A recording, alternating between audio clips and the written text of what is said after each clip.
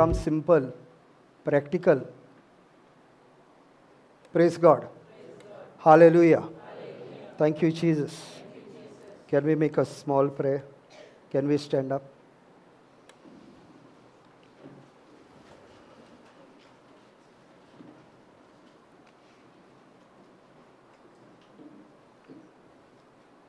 In the name of the Father, and the Son, and the Holy Spirit.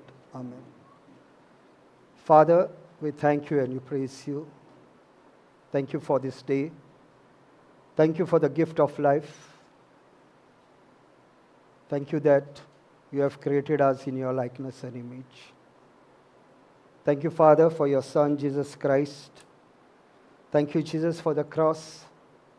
Thank you for your finished works.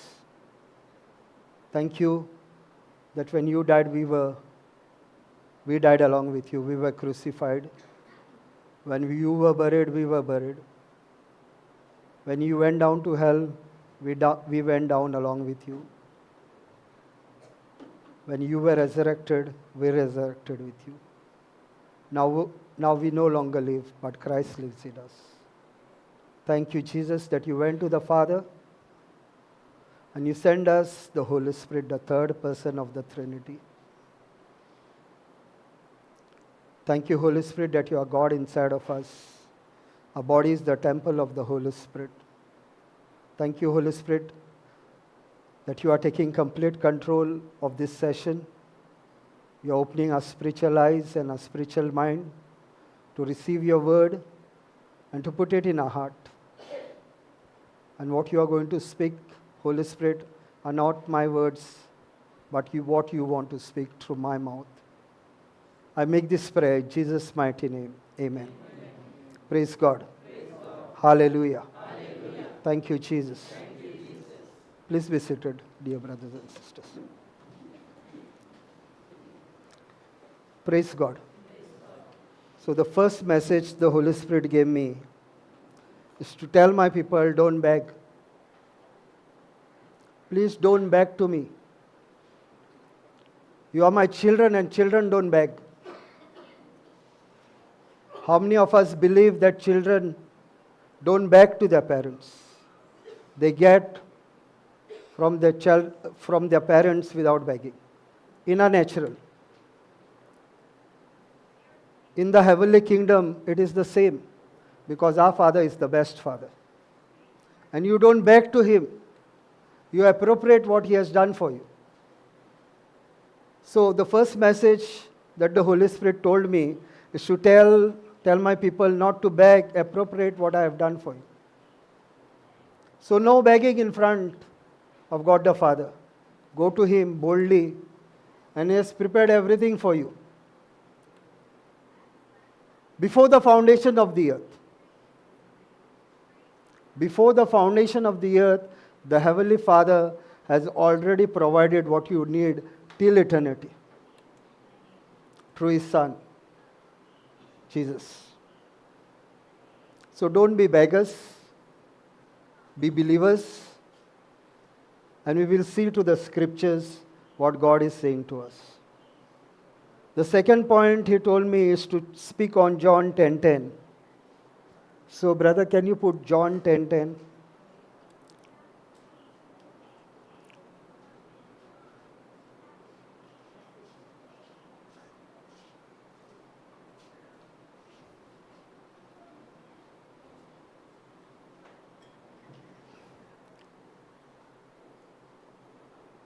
Can we all read? Comes not but to steal, to kill, and to destroy. I come that they might have life, and that they might have it more abundantly. You know what Jesus is saying over here? These are the words of Jesus, what Jesus is saying over here. The thief comes to steal, kill, and destroy. So the purpose of Satan is to steal what we have. And what we have is the Word of God. What we have is Jesus in us. And Jesus is the Word. So he comes to steal. Once he has stolen the Word, it is easy for him to kill. because the word is not there. To kill what? To kill our faith. And once the faith is not there, it is easy for him to destroy. He comes to steal the word, kill our faith, and destroy our body. So 3 things he came to do, and he's still doing. Now the word of God says, I may come that they might have life, and they might have it more abundantly. So why did Jesus come? Why did Jesus come? Oh, that is correct. See, there is no answer that is wrong in the kingdom of God. We all are learning. And why do we, when we preach, why do we ask questions? It's not to check how intelligent you are in the Word of God, how much you know the Word of God. It is only for you to learn and for us to learn. As we are preaching, we are learning. We are not supernatural human beings. As we are preaching, we are learning. One good answer from you, I will use it for my next preaching. I guarantee you that. So many times, I got a good response from the crowd, and I've used it for my preaching. So we are learning. So no answer is the wrong answer. So don't feel shy to give your answers. So Jesus is a God of restoration. What he is trying to tell us is, he came to steal, kill, and destroy. I am come to restore what he has stolen. The word restore, it is not over here, but he has come to restore what he has stolen. He has come to restore what he has stolen and to give you what he has stolen, not only for that time, but whatever he has stolen over the years. Because we were living a sinful life, because we had the nature of sin. When Jesus came, when we believed in him, he restored us not only before the Father, not only he restored us everything, but he has restored us in abundance. I will give you an example in the Old Testament. Now we know that Lot was taken in captivity, along with his goods, along with his possession. Abraham came to know, somebody came running from there and told Abraham that Lot has been taken into captivity, all his belongings, everything has been taken. Now what did Abraham do? Do you all know this story in the Old Covenant? What did Abraham do? He didn't choose a big army. He chose a few people of good strength. He went against them. He conquered. Not only he brought Lot back, he brought whatever was stolen and all the possession back. Now if Abraham in the Old Covenant can bring not only what was stolen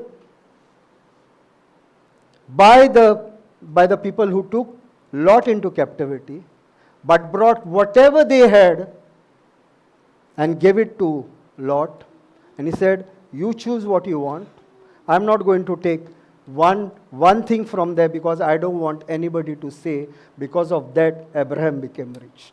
So Abraham said, I'm not going to take anything. You all take whatever you all want. So if Abraham in the Old Covenant restored Lot, not only with his possession, but whatever was taken he returned, but their possession he also brought. So God has come to restore us.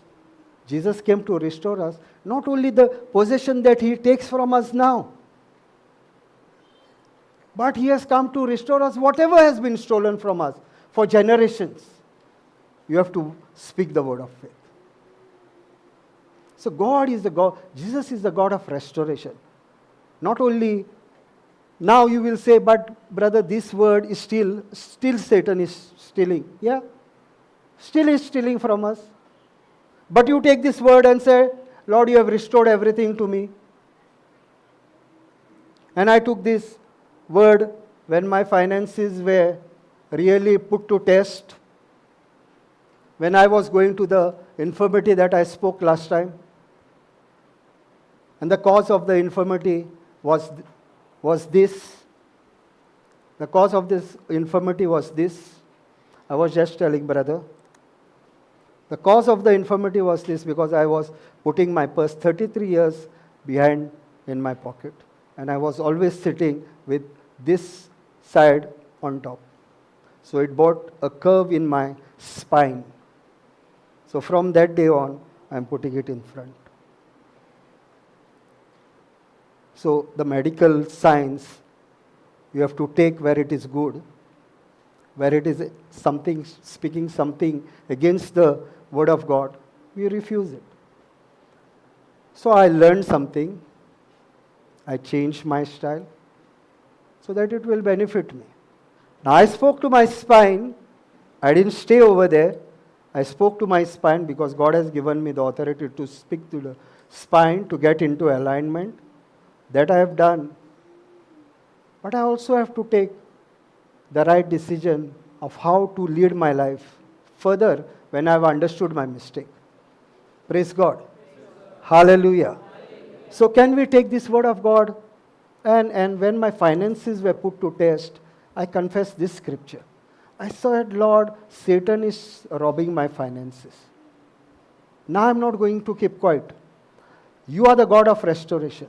Not only you have restored the finances that he has taken now, but the finances he has taken from the time I was in my mother's womb till now.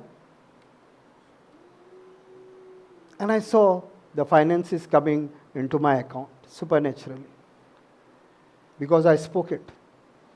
I appropriated what God has done for me. So it is taking the word of God and putting it into action. I may know the word of God, but I don't put it in my heart and confess it out of my mouth. It will not come to pass. So I have to have the right scripture, I have to have the right knowledge and speak it. And it shall come to pass because it is already a done deal. And we are going to learn on it today. What is a done deal? Praise God. Now the third scripture that God gave me is Romans 1:16. Praise God. Hallelujah. Thank you, Jesus.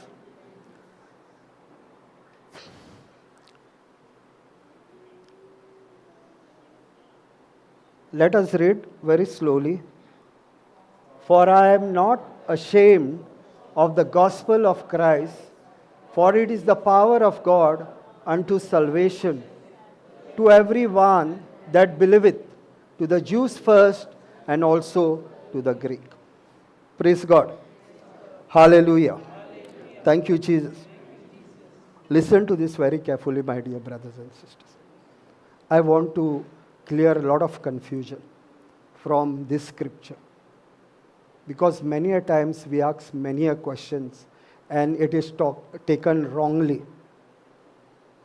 So I want to clear confusion because we preach the gospel, and when we preach the gospel, we ask certain questions.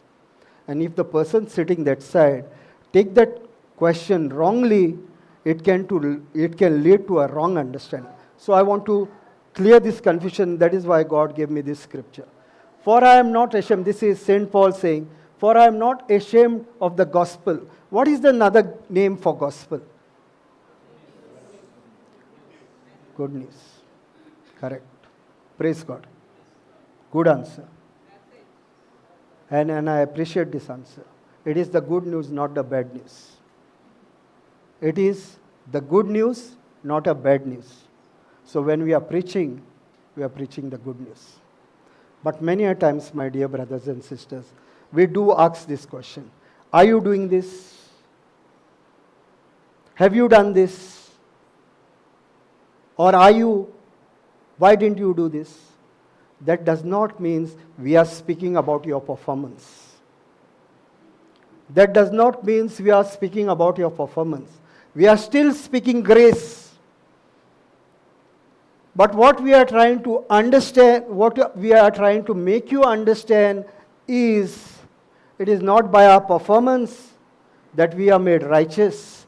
It is by the performance of Jesus that we are made righteous. What we are trying to make you understand is, I have to be Ephesians 5:1, that be an imitator of Christ, copy him. And in my last class, I had said, many of us have heard this saying, that you look like your mother, you talk like your mother, you walk like your mother. We have heard this saying, right? But that's what St. Paul is saying to us. You look like Jesus, you walk like Jesus, you talk like Jesus, you speak words like Jesus. That is what St. Paul is saying. We have to be imitators, we have to copy Christ. And that is what we are impressing. So if we are asking you certain question, that does not speak about your performance.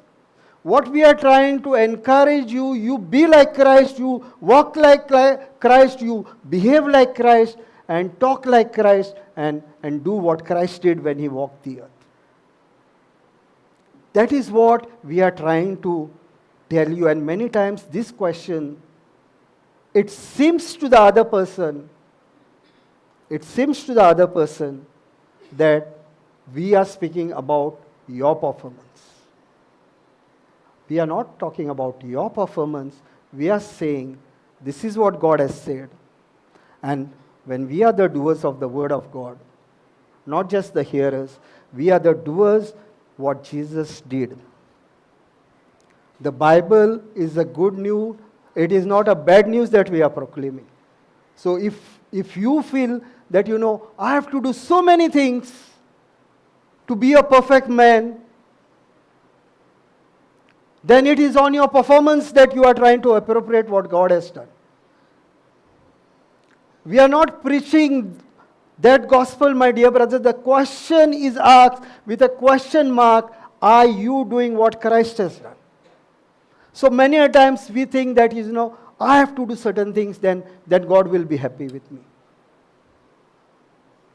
So this word was given to me long back also, and again today the Holy Spirit reminded me. And I said sorry. If any time, I have said sorry in my Bible class, if any time you all felt that unknowingly this message has gone across to you, that we are putting this message across, that we have to perform so that we may get things from the kingdom of God. And I'm saying sorry again. If any time you all have felt that, it is my performance that is going to bring closer to me, to God, no. It is Christ's performance. And you are getting into the footsteps of Christ. That is what is going to get you whatever you require in the kingdom of God. Because Hebrews 11:6 says, without faith it is impossible to please God. For the one who comes to him must believe that he exists, and that he rewards the one who diligently seeks him. So our job is only to seek him, to be like him, to walk like him, to talk like him, to appropriate what he has done. Praise God. Hallelujah. Thank you, Jesus. For it is the power of God unto salvation. So the power word over here in Greek is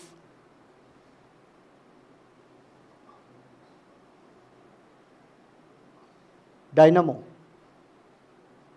Dynamo. In Greek, the Hebrew word is in Greek the word is dynamo. That means in English dynamite. Once you take this gospel, it explodes inside of you. It brings a change inside of you. When you accept Jesus Christ as your Lord, God and Savior, it explodes inside of you. and the power of God unto salvation, and you get salvation. This word, when you believe by grace and through faith that God has given you, you appropriate it, it is yours. See, you don't have to struggle. You don't have to struggle what God has done for you. You don't have to struggle, and I will prove it with the word of God that we don't have to struggle. And never God wants us to struggle. That is why I said the first word He gave me is you don't have to beg. You don't have to beg in the kingdom of God because you are the children of God. Praise God. Hallelujah. To everyone that believeth, to everyone that believes, the new covenant is of believing and receiving. It is not on your performance, it is just by believing that you receive. To the Jews first, because the Jews have the covenant, the people of Israel had the covenant, and also to the Greek. Now it is open to the non-believers. Now it is open to everyone, because now it is said, whosoever shall believe. So to everyone. The word of God is to everyone who believes. To everyone who believes. No matter who. To everyone who believes. Praise God. Hallelujah. Thank you, Jesus. So, if any time, my dear brothers and sisters, there are certain questions asked, don't think that the preacher over here is standing and asking you questions. Have you done this? It is talking about your performance. What that preacher is trying to tell you is whether you are doing what Jesus has told you to do, whether you are walking in His footsteps, whether you are only the hearer of the word of God or the doer of the word of God. That is what the preacher who stands over here tries to tell you. He's not putting it on your performance. He's saying you stand in the performance of Christ. Praise God. And I will prove it to you right away. Praise God. Hallelujah.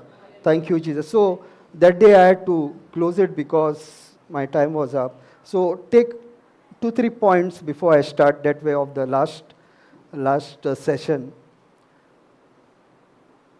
So take point number 4, I believe it is. Point number 4 or 5 it will be, which I had given last week. So the 4th point, I believe it is. The command is given to the earth. Command is given to the earth to bring forth to bring forth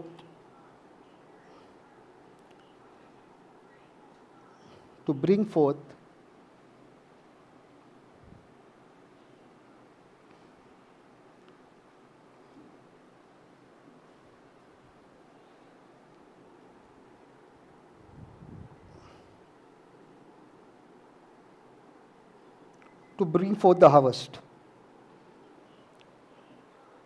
whatever it might be. Okay. The 5th point is the regeneration can only take place through the seed. The regeneration can only take place through the seed. The soil and the seed.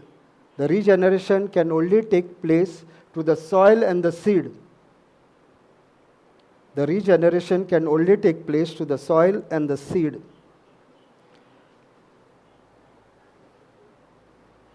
The regeneration can only take place through the soil and the seed. So God is laying the process of how to regenerate, whatever we require. The seed will bring of its kind, the 6th point. The seed will bring of its kind.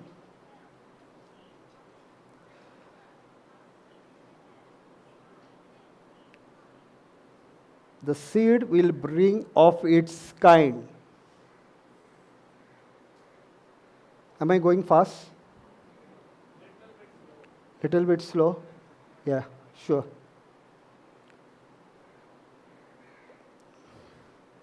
The seed will bring of its kind. So it will not jump. I will give you a testimony that I received just yesterday. there was a person who sowed a seed in the kingdom of God. And she told her daughter to sow the seed. And she said, sow the seed, means mama told her daughter to sow my seed and my father's seed into the ministry. And the daughter said, Mama, I will sow the seed. You all can sow it some other time. I will sow the seed. So now, God knows the desires of the heart. The daughter had got a new job. She is on a notice period. She is going to join a better job than she has. I had said that you will receive your miracle within 15 days. Now that is what the Holy Spirit told me to tell. I told. Within 5 or 6 days, the mother got a new job with a better salary. Not joined at years, but everything is done. She has been cleared, she has been called. Now these people are from UK. So she will be joining this new job. Now God knew the heart desire of the mother. The husband got an increment when he should have not got an increment. Now the seed shall bring of its kind. Both benefited of its kind. They got increment, one got a job, and it is finances. So the seed will not jump of its kind. What I am trying to tell you is I am showing what the seed will bring of its kind. Within 8 days, all these things happened because God saw their desire was to sow the seed of the mother and the father, but the daughter said, Mama, I have got a new job, I will sow the seed. And you all sow it little later. So God saw their heart. God gave a multiplication for her wife. God gave a multiplication for her husband. Now how long will this multiplication work? Till they are in the job. Is it 100-fold? More than 100-fold? Does it work? Yes. Of its kind? Yes. Another testimony. 2 days back, a person from UK again, because I have ministered to a lot of people in UK, especially Konkani speaking people. So this person called me and he was laid off for 2 weeks because he had spoken the truth. He was laid off for 2 weeks because he had spoken the truth. His wife is also in the Word of God. He is also in the Word of God. So, but he is on the hot seat. Wife is praying for him using the same scripture. Luke 8:17. Luke 8:17. Luke 8:17. What is hidden shall be brought to light. So his report, he hit a barrier. The fault was of the security. Not to get that security into trouble, he spoke that. Not to get the security into trouble, he said, you can do my test. I don't drink, I don't take drugs. He is confident, he does not do it. He did the test, but the test reports are not coming for almost 16 days, 16 to 20 days. He is laid off because his test reports are not come. And he is on the hot seat now. Wife is confessing for him. Wife is praying for him. But he is on the hot seat. What words is he speaking is important. The person who is on the hot seat is important. So he called me and he said, Brother, what should I do? I said, keep on confessing Luke 4:18. And I made a short prayer. We prayed together. We made a short prayer and I sent it to him. For 2.5 hours, continuously, without stopping. He told me, without stopping, for 2.5 hours, he bombarded the Word of God. Exactly after 2.5 hours, maybe around 2 hours, 40 minutes, he received a call from his office. Pack your bag, put your shoes and report to work. What? Pack your bag, put your shoes and report to work. What didn't happen for 2 weeks happened when he agreed with the word of God, when we started confessing the word of God. His wife was also praying, but the one who is on the hot seat also requires to open his mouth. See, wife is praying. It is not that the wife did not pray, wife was praying. The prayer of the wife was also heard, but the releasing power was activated when he spoke from his mouth. And 2.5 hours he spoke. Non-stop he is telling me, brother, I spoke it non-stop for 2.5 hours. And God brought it to pass. Why I am giving you these testimonies is it shall bring of its kind. What was hidden shall be brought to light. What he confessed, he received. Praise God. Hallelujah. Thank you, Jesus. Is it possible with us, brothers and sisters? Is it possible that we confess and we receive what we confess? Yes. Thank you, Jesus. So I had stopped on Genesis 1:24 and 25. So I continue from here. I'm continuing my same old teaching that I had given because I want you to get at the right understanding, because this is where God led the process. I'm saying it again and again. This is where God led the process. And this process will never change till eternity. Till heaven and earth becomes one. This process will not change because the entire heaven and the world works on the word of God. By the power of the word of God. And it will always be so. Praise God. Hallelujah. So we will go to Genesis 1:26 and 27.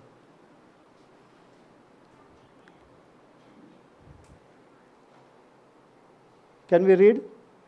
And God said, all of us, let us make man in our image, in our likeness, and let them have dominion over the fish of the sea, and over the fowls of the air, and over the cattle, and over all the earth, and over every creeping thing that creepeth upon the earth.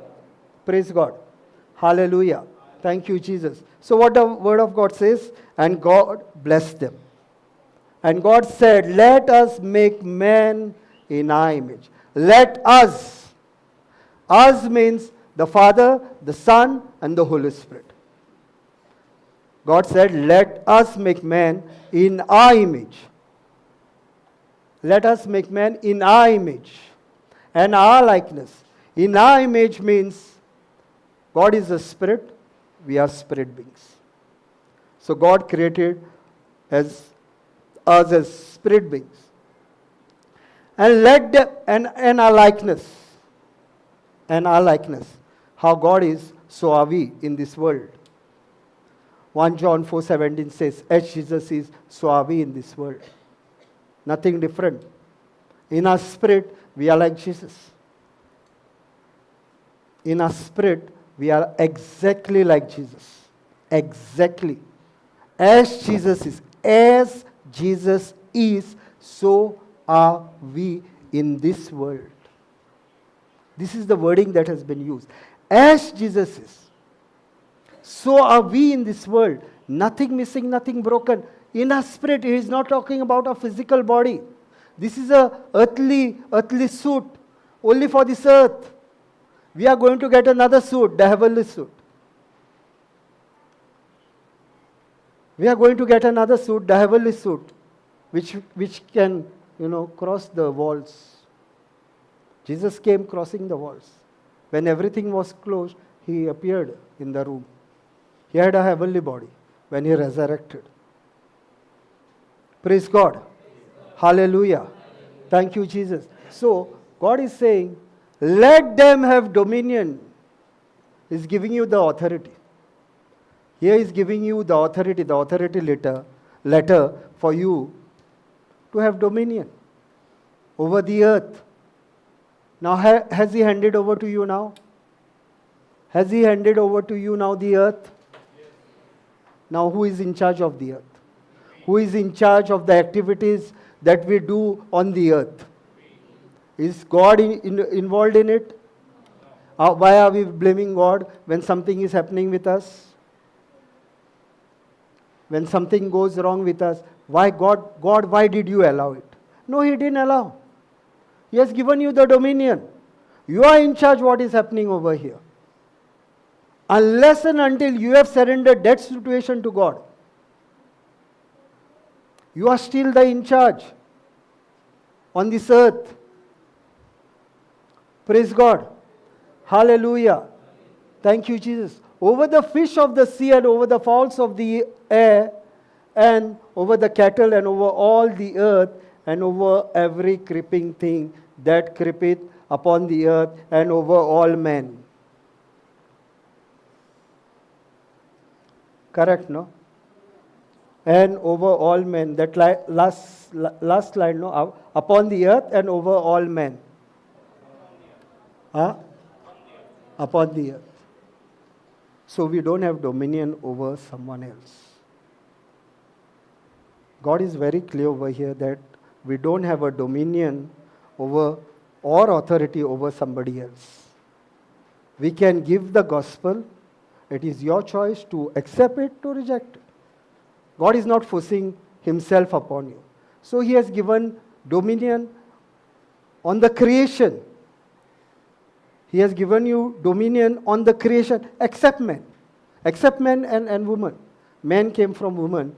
So whenever the word man is there, the woman is already there. Praise God. Hallelujah.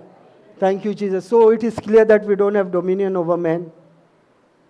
So we should not try to, force somebody into something. We should not, put, you are my wife. You have to listen to what I have say. You are subject to me. See, you.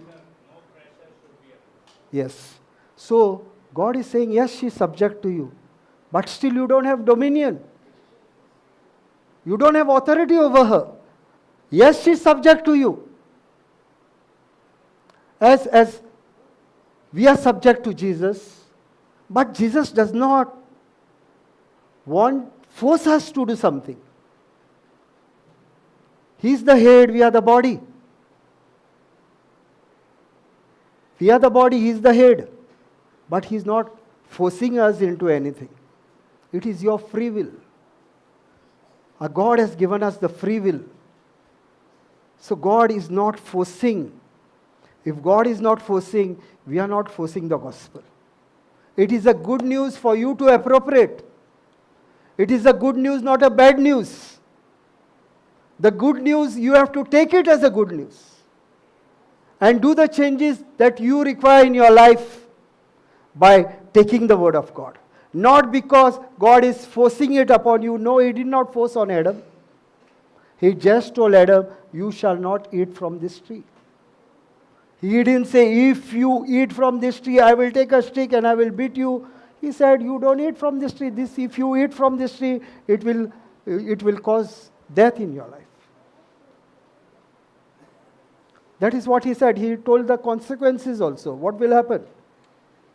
But He did not stop over there. He gave him the choice. That is why He told you, the choice is yours. He didn't create us as robots, that He will pull the strings and you will walk according to Him. Take the in your fingers and then you move right, then you move left, and then He's not moving you that way. You have a free will. So our God gives you the choice, gives us the choice. In a young age, I was touched with the word of God. But I ran like Noah. I didn't understand the calling. But when I understood, I was 50.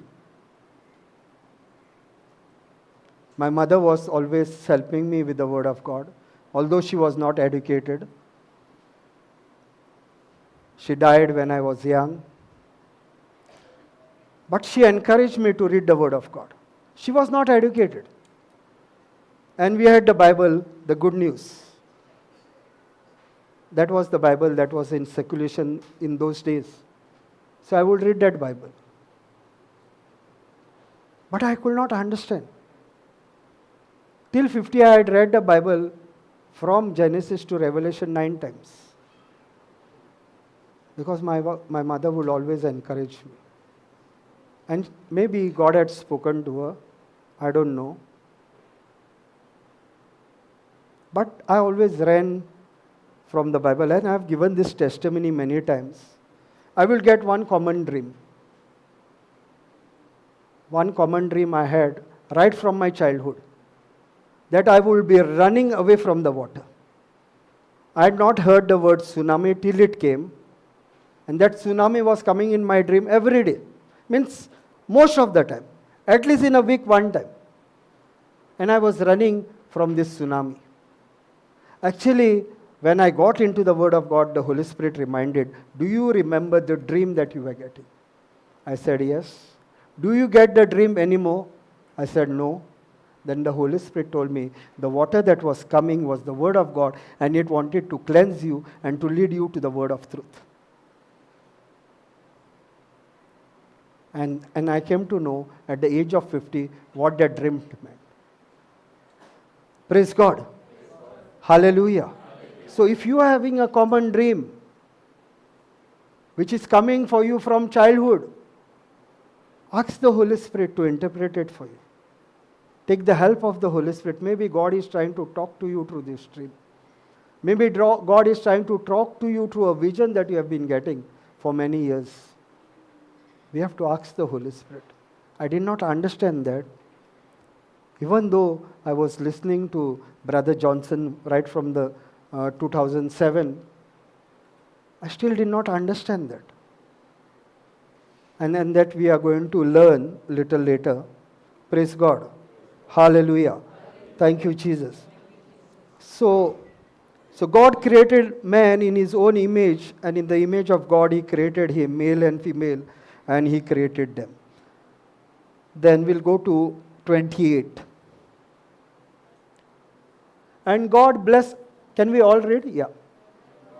Bless them, and God said unto them, be fruitful and multiply and replenish the earth, subdue it, have dominion over the fish of the sea and over the fowls of the air and over every living thing that moveth upon the earth. Little down, brother. Little down. No, this the same verse. Up, okay, up. And God blessed them, and God said unto them. God blessed them. And God said unto them, be fruitful. We saw this when he was giving the command to the animals. Be fruitful to the fish, to the fowls of the air. We saw this same command that was given. This is the command to regenerate, to multiply, to regenerate. The process of regeneration. What he is trying to tell us is, this is the process to regenerate. Male and the female getting together. The male and the female getting together. The soil and the seed getting together. So the process is the soil and the seed getting together. The male and the female getting in respect wherever there is male and the female. Not male and the male and the female. And be fruitful and multiply. Multiply, because there were only two, we have to multiply. Fill the earth. Replenish the earth. Take dominion. Whatever God has created is yours. Take dominion over it. Now again he's saying, over the, just see, he said it on top. Again he's saying it over here. He's saying, I'm telling you again, you have authority only over the fish, only over the fowls, and the air, fowls of the air, every living thing that moveth upon the earth, the plants, these are all at your disposal. It is all at your disposal, not the man. You see, he's telling you again. When God is talking it twice to you, it is to reconfirm his word. He said it in Genesis 26. He's saying it in Genesis 28 again. So he's reconfirming his word. He's saying this is the process. There is no other process for replenishing the earth, subduing it, and having dominion. This is the process. Be fruitful, multiply. Our job here is to be fruitful, not only fruitful for yourself, fruitful to others. Not only to replenish the earth so that your purpose may come to pass, to replenish this earth that God's purpose may come to pass. Because if there is a creation that is coming from the mother's womb, it is not only for the mother, it is also to bring God's plan to pass. Because the creation is God's plan to work in His kingdom. Parents are caretakers. They are stewards of God to bring their child in godliness, in wisdom of God.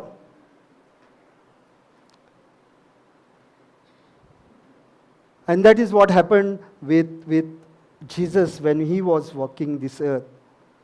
He grew up in wisdom and stature, the word of God says. He grew up in wisdom and stature. Wisdom is living the godly way. The way of living how God wants you to live. That is wisdom that comes from above, not the wisdom of this world. So God is saying, be fruitful, not only for yourself, be fruitful for others. Multiply, not only for yourself, to be fruitful to others. Replenish, fill the earth, so that you have what you want. God has already provided. Replenish, multiply. Take possession of what has been given to you. It is given to you on a platter. Praise God. Hallelujah. Thank you, Jesus.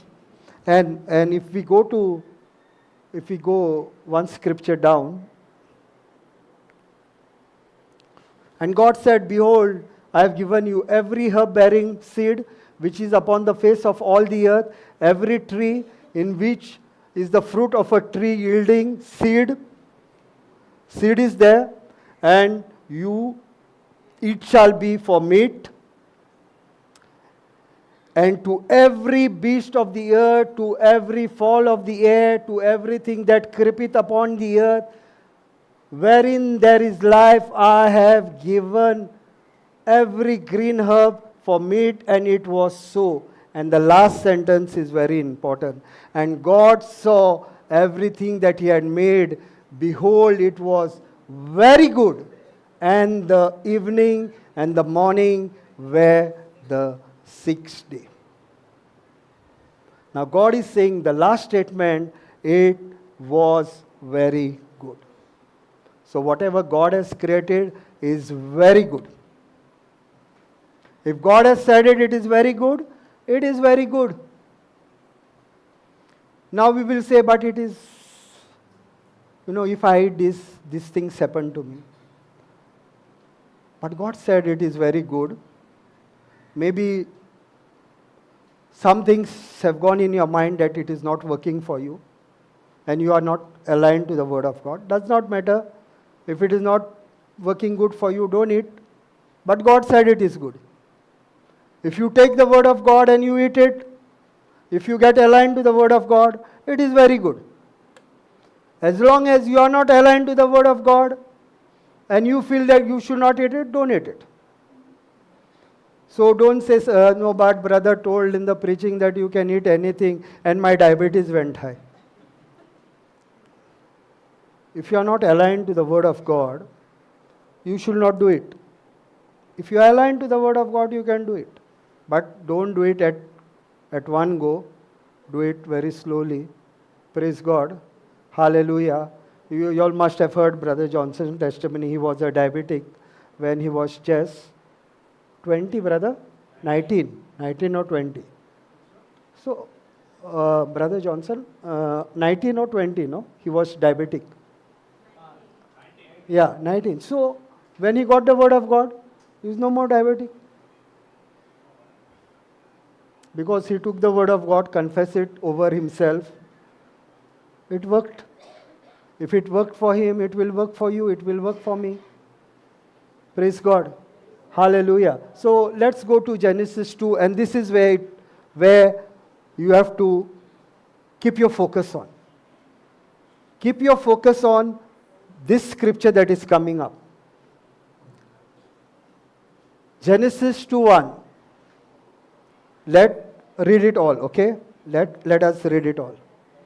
Thus the heavens and the earth were finished. Were finished. Were finished. And all the host of them. What do we mean were finished? Complete? Nothing to be done anymore? After that, God created any animals? After that, God created any plants? He has given the command to the earth. He has told you, take that seed and put it in the ground and it will come to pass. Does God create anything after that? Has God created anything after that? So the word of God is still working. Now where do we see this word again? We're finished. So let's go to Genesis 2 and then we will go to the word finished and to the word rest. I want to take these two scriptures.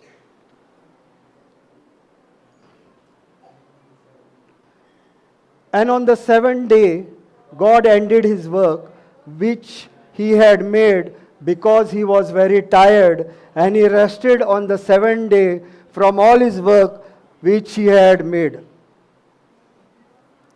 Correct? It says no.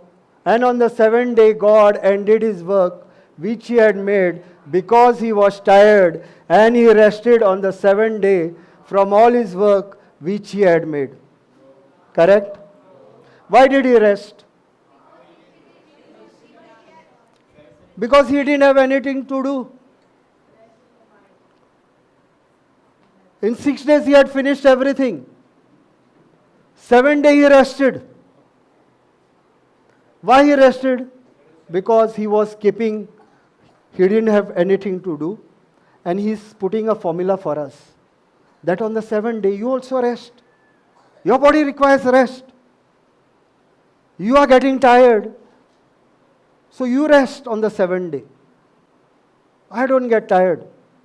You rest on the 7th day. So he's putting a formula for us. He rested because he had no other thing to do. But he's telling us on the 7th day, you rest. If you see the old covenant, when the people of Israel were moving with Moses, the manna fell from above. The food of the angels. The manna fell on the ground. On the 6th day, they had to collect for 2 days. But during the week, if they had collected what they could not eat, there were worms for it. Because they were greedy. They thought that they will eat and they could not. And the worms came for that. But on the 6th day, if they had collected for 2 days, there were no worms. Because God had set the system in place. Correct? So, now 2 words that we have seen. Before that, I want you to go to Psalms 82:6. Who God thinks we are? Who God thinks we are when He has created us? Now, when He has given the dominion of this earth, now we are children of God. We are children of God. Okay? God, till Satan took us away. We are children of God. Till now, we are children of God because sin has not yet entered. Now, what does God thinks about us? Psalms 82:6. I have said, you are gods and all of you are children of the Most High. Who are we? Children of the Most High. I have said, you are gods. The G is small. What he's trying to tell you is, I have given you the very power that is inside of me. I have given it to you. He's saying, you are the kings of this earth, in other words. The word gods over here, you are the kings of this earth because I am the king. And you are my children. And because I am the king, you are my children, you are the kings of this earth.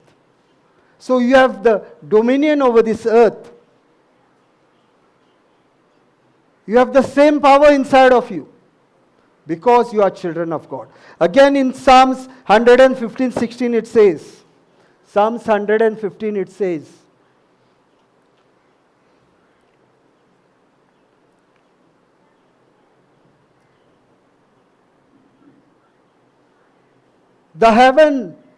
even the heavens are the Lord's, but the earth has He given to the children of men. He's clearly saying, the earth, I have given it to you. You are in charge of this earth. Don't blame it over me. Many a times when we see the problem, the first question we will ask is, God, why did you allow? No, He did not allow. He did not allow. Because the charge is given to you. Now, if you had given that situation to God in your prayer, that I cannot handle it, Lord, can you please help me in this? Then God takes charge over it. Because now you have said, Lord, I can't do it. I'm giving it to you now. And that is the time God takes over that situation because you have given it back to Him.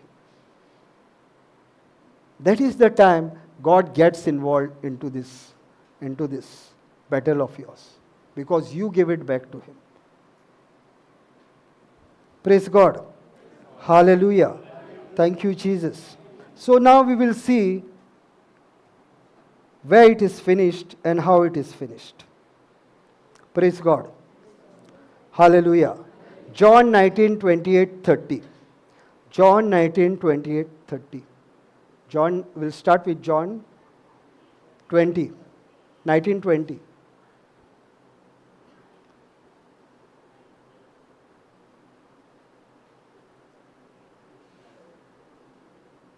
John.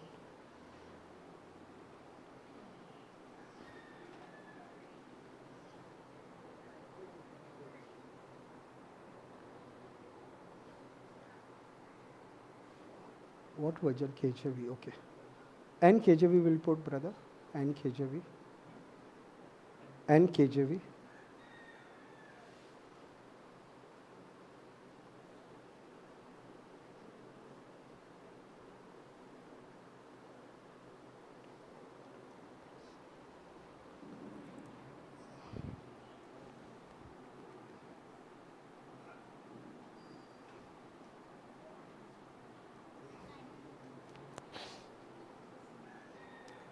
Go little down, brother.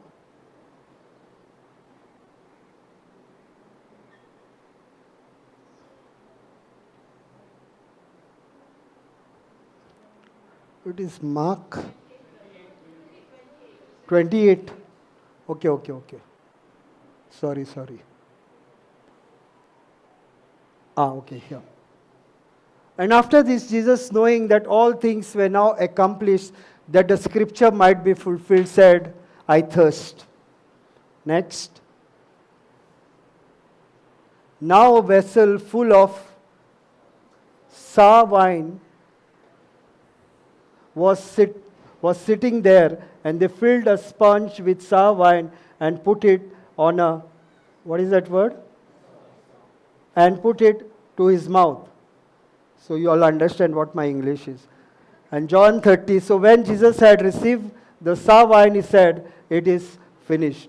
Knowing and bowing his head, he gave up his spirit. Okay, now let us go to 29. 28. After this, Jesus, knowing that all things were now accomplished, that the scripture might be fulfilled, said, I thirst. So this is the old covenant what Jesus is referring to. So we will just go for a second to which scripture that Jesus was referring over here. So let us see whether it was said in the old covenant so that the scripture comes to pass in the new covenant. Psalms 69:21.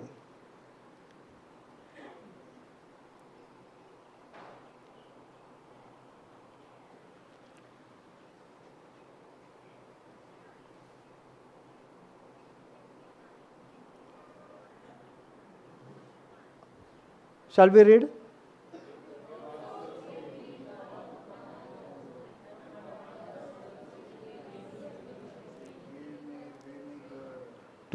To drink. So this is what Jesus was referring over here. That he will get, the vinegar over here is the sour wine. So for the sour wine we call vinegar.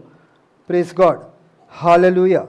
Thank you, Jesus. So this is what Jesus is confirming, that it was spoken in the old covenant, and this scripture has to come to pass before I say the next word.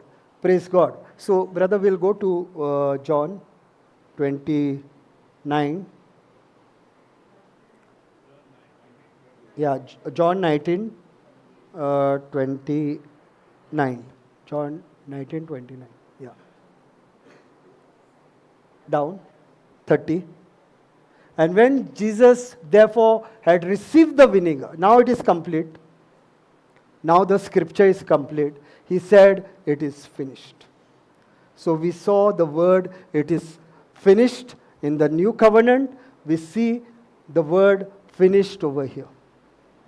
So, after the word finished, did God create anything? After that? After Jesus says it is finished, is Jesus going to do anything else? It is finished. The same word which was spoken in Genesis 1, we see the same word spoken back over here. The same principle that took place over there, the same principle is completed over here. And nothing to be done. Absolutely nothing to be done. And we hear this word in the Mass. The grace of our Lord Jesus Christ, the love of our God, and the fellowship of the Holy Spirit. The grace of God. The grace of our Lord Jesus Christ. It is finished. Grace is what Jesus has finished. My job every day is to appropriate what He has finished. Jesus is not going to go on the cross again. He is not going to perform anything again. So it didn't happen in Genesis 2:1. After that there was no creation. Not till today. And not till today there will be anything else that what Jesus has finished. Are we clear? So are we begging to God? Or are we appropriating what He has done?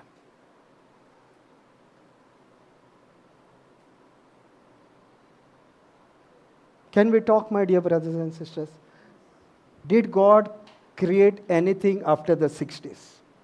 No. Will Jesus do anything after He has said it is finished? No.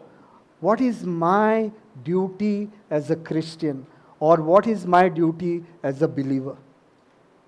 Just appropriate what He has done. Very simple. And we have complicated the matter so much that we are thinking that Jesus is going to grow on the cross again. No, He's not going on the cross. He's coming to meet you. He's coming to take you in the cloud. All those who believe He is going to take you in the cloud. All those who are ready for Him. And we have read it in the last week in our daily Gospels. about the 10 virgins, the 5 wise and the 5 foolish. All were Christians. All were followers of Christ. But only 5 were led by the Holy Spirit. They had the oil. The oil represents the Holy Spirit. The one who were led by the Holy Spirit, the door opened for them. The 5 who were not led by the Holy Spirit, the oil had run off. And they could not enter. And they cried out, but nothing happened. The door didn't open. The last cry will not open the door for you. We have to be led by the Holy Spirit. That is why the third person of the Trinity, the third person of the Godhead is given to us. It was given to Jesus when he got the baptism. The heaven opened. The Holy Spirit came in the form of a dove. Every time we are baptized in Christ, when we are baptized in Christ, the heaven opens and the Holy Spirit comes into us. Every time a person is baptized, the same thing happens. Only thing we don't see it. The heaven opens for us, the Holy Spirit comes inside of us. And it will not leave us for 1 second. God has done it all, my dear brothers and sisters. Now, the finished works of Jesus is another topic. I believe somebody will take. I believe somebody will take it, the finished works of Jesus in these 10 days. Somebody will take it. If nobody is taking, I will see it online. I will come and I will take it someday. But it is a completely different topic. It will take one session for me to give understanding. I have it it's there with me, but if I try to go and explain you, it will take me one session. So I'm not getting into it now. I will get into the how God has put this into the spiritual. How Jesus spoke about the good soil and the seed. Praise God. So let's understand the kingdom of God now. Are we ready to understand the kingdom of God? The same formula that was used for the creation, God is saying the same formula is for the spiritual. Praise God. Hallelujah. Let's go to Mark 4. I was hoping nobody touched this topic when they were preaching. Sister went to Genesis 5 yesterday, Mark 5 yesterday. I said, I can preach on Mark 4. Otherwise, it would have been a repeat performance. No? So sister took Mark 5 yesterday. So I said, Holy Spirit, you are with her. You have made us skip one chapter. Praise God. Hallelujah. So let's read. And he began, come on, all, because what happens now, if I only read, I am only involved. To teach by the seaside, and there was a gathering unto him, a great multitude, so that he entered into a ship and sat in the sea, and the whole multitude was by the sea of the land. So, two things that I want to just speak on this. He began again to teach by the seaside. See, he's not preaching. See, Jesus teached with accompanying signs and wonders. Correct? Here he's saying, he began again to teach by the sea. By the seaside, and there was a gathering unto him a great multitude. That means the crowd was too great. Now I have a mic over here. Brother has put the mic over here. So I don't have to, shout from my inside. Just a small voice is more than enough. But Jesus didn't have this facility. He didn't have a mic to speak to the multitude. But he is the creator. He knows the system. Creation is his. He knows the system, how the voice will magnify. So what he did was, he entered into a ship. He took a ship on a rent. He took a ship on a rent. How will you get a ship? How will you get a ship? You have to request somebody, and then there is a miracle that takes place when the service is this is over.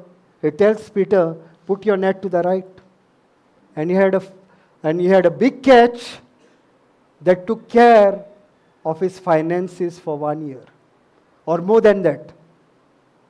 That bigger catch he had. He had to call other boats to put the catch into. So he took a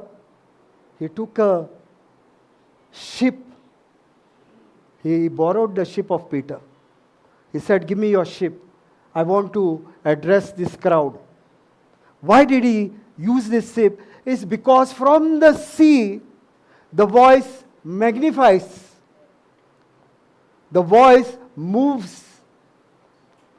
So he did not have to, speak from he did not have to shout. Because if you have been on the sea, if you see somebody is calling from the sea, his voice will come to you on the shore. But if you shout from the shore, that person won't be able to hear you, because the waves of the sea are making a bigger voice. But when he is speaking from the sea, the voice comes to the shore, because it magnifies. So God, being the creator, knew the system. He put the system into use.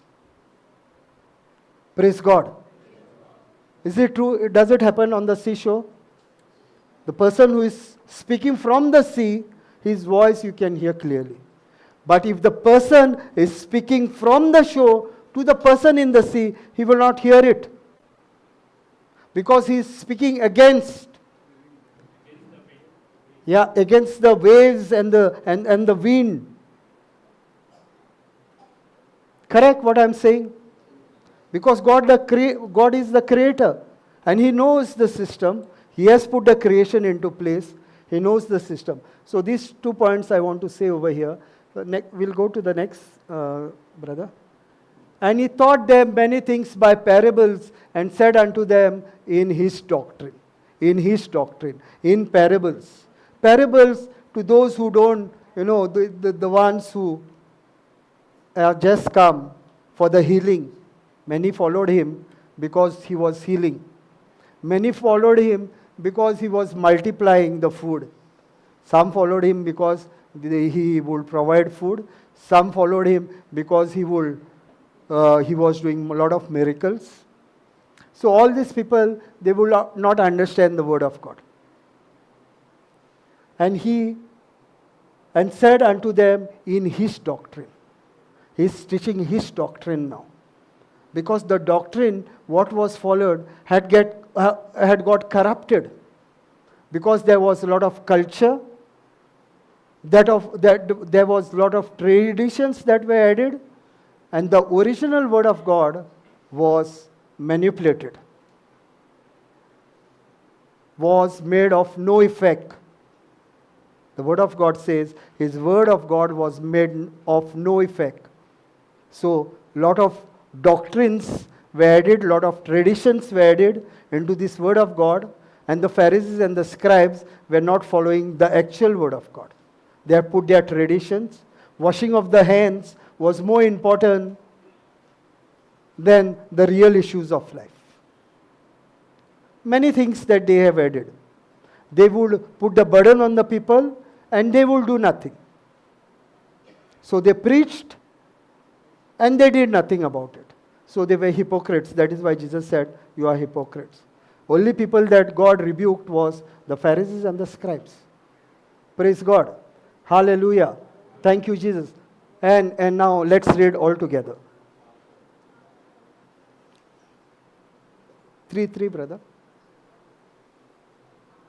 Hearken, behold, there went out a sower to sow. Next. And it came to pass, as he sowed, some fell by the wayside, and the fowls of the air came and devoured it up. Mark 4:5. And some fell on stony ground where it had not touched the earth, and immediately it sprang up because it had no depth of earth. But when the sun was up, it was scorched, and because it had no root, it withered away. Mark 4:7. And some fell among thorns, and the thorns grew up and choked it, and yielded no fruit. And others fell on good ground, and did yield fruits that sprang up and increased, and brought forth some 30, and some 60, and some 100. Let's go to Mark 3. Hearken, behold, they went a sower to sow. Now, there are only few farmers over here. Now the Holy Spirit woke me around 2:30 to remind me my old days. So now the setting of the field, I will tell you what is the setting of the field. This is a field. This entire frame is the field. Okay? This is the field. The entire screen is my field. What belongs to me. Now there is another field on top. There is another field here. There is another field that side. There is another field this side. They are all connected. This is my field. This is my field. Now this is the pathway. This is the pathway. This is common. Everybody uses it. Nobody can touch it. If you touch it, the person walking on it will abuse you. Because you cannot touch it. It belongs to everyone. The one who is going to walk on it. Correct? The ones who are in the field, correct? Correct, brother? Correct, no? Nobody can touch this. Because this is the pathway. Everybody walks on it. It is made for that purpose. Correct, sister? पायवाट. पायवाटी कोण हात लावंक शकना. कित्याक ती सगळ्यांक केल्या. Correct? हेकाय कोण हात लावंक शकना. कित्याक हे शेत आहा तेजी तितकीत आनी तुजी तितकीत. Correct? This belongs to this one. This belongs to you. Nobody can touch this. Same way this side, same way that side. Correct? Now this is how the field is laid. This is how the field is laid. Now, I do a partition over here I do a partition over here, I do a partition over here, and I do a partition over here. In my field. आमी ताका मेरो म्हणटात. कोंकणीन आमी मेरो घालतात. Correct? मेरो कित्याक घालतात? Why do we put this partition? Is to keep the water, because if I think about the entire, sometimes it is in acres. It's long, very long.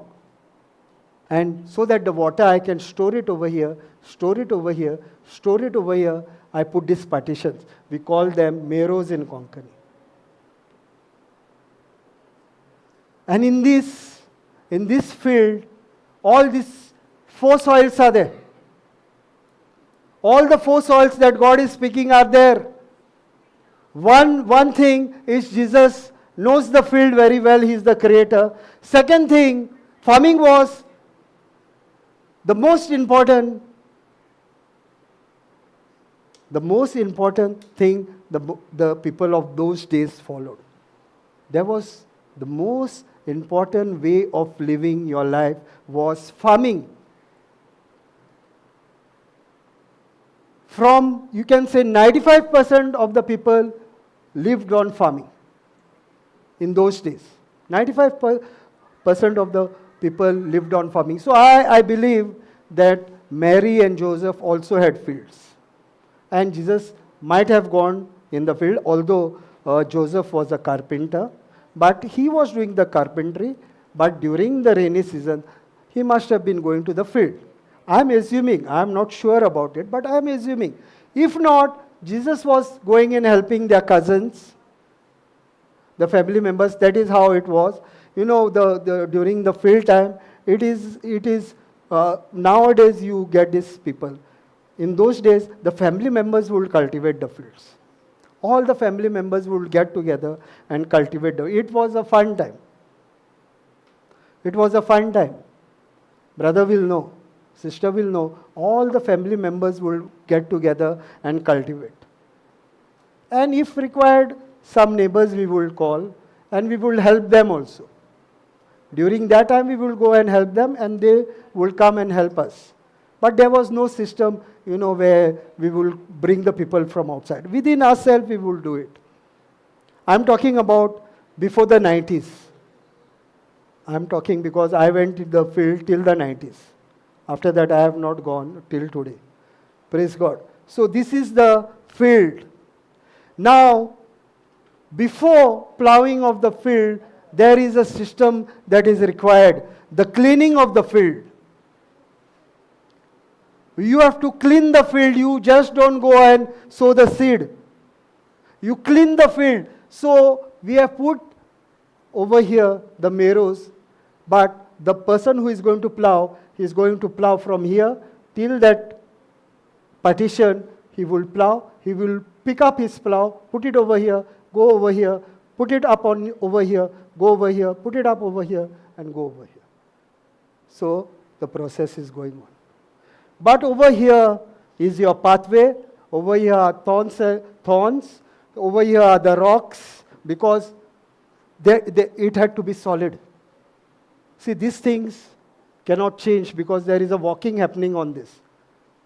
So they had to be solid. So everything is over there. The thorns are there. The stones are there. Then the rock is there.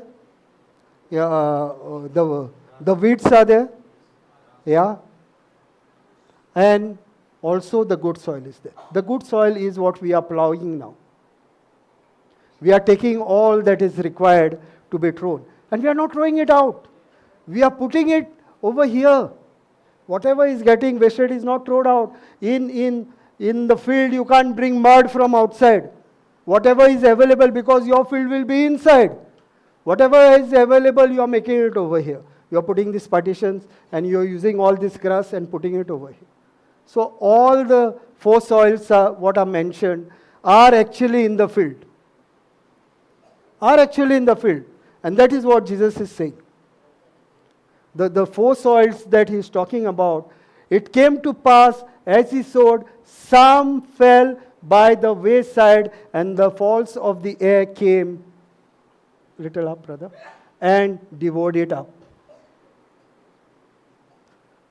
So when the entire process of cleaning everything happened, now the time is to sow.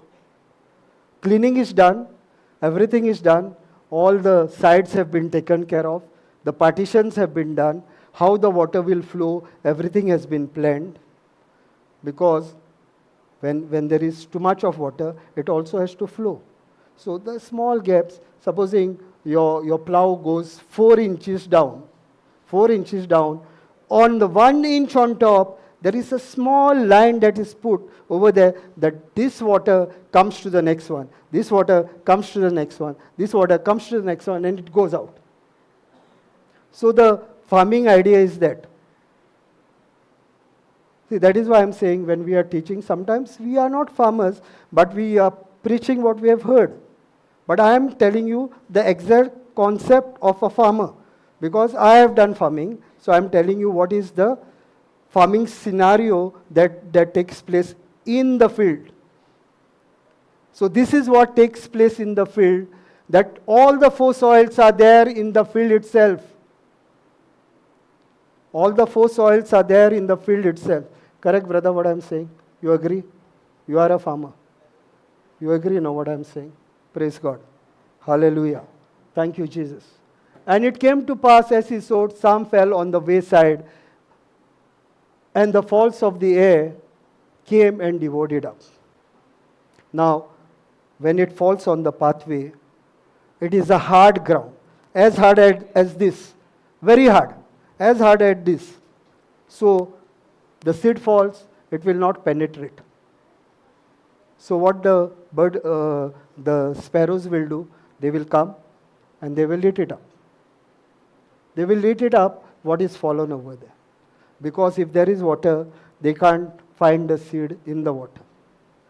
But if it is dried, then they still try to eat. But for that also, they had an idea that they will put a false man over there. What do you call it? What? Sparrow.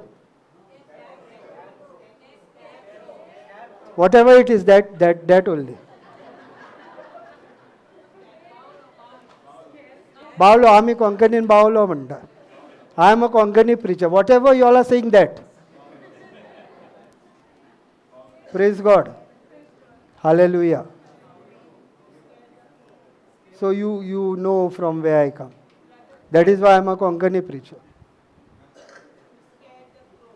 Yeah. So that we used to put.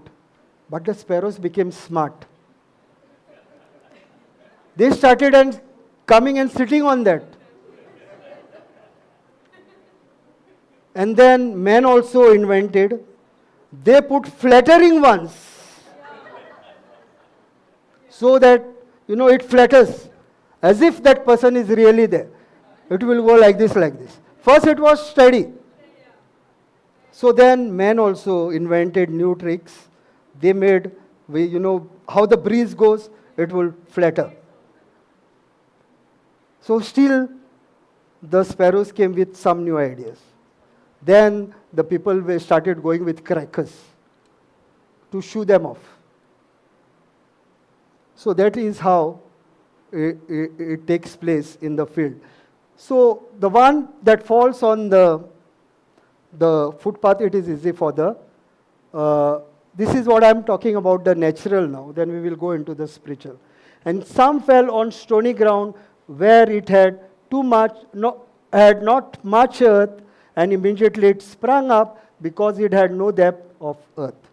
So there are stones, I told you, because stones are required, because it is a hard way. Wherever the stones were there, little mud was there, they will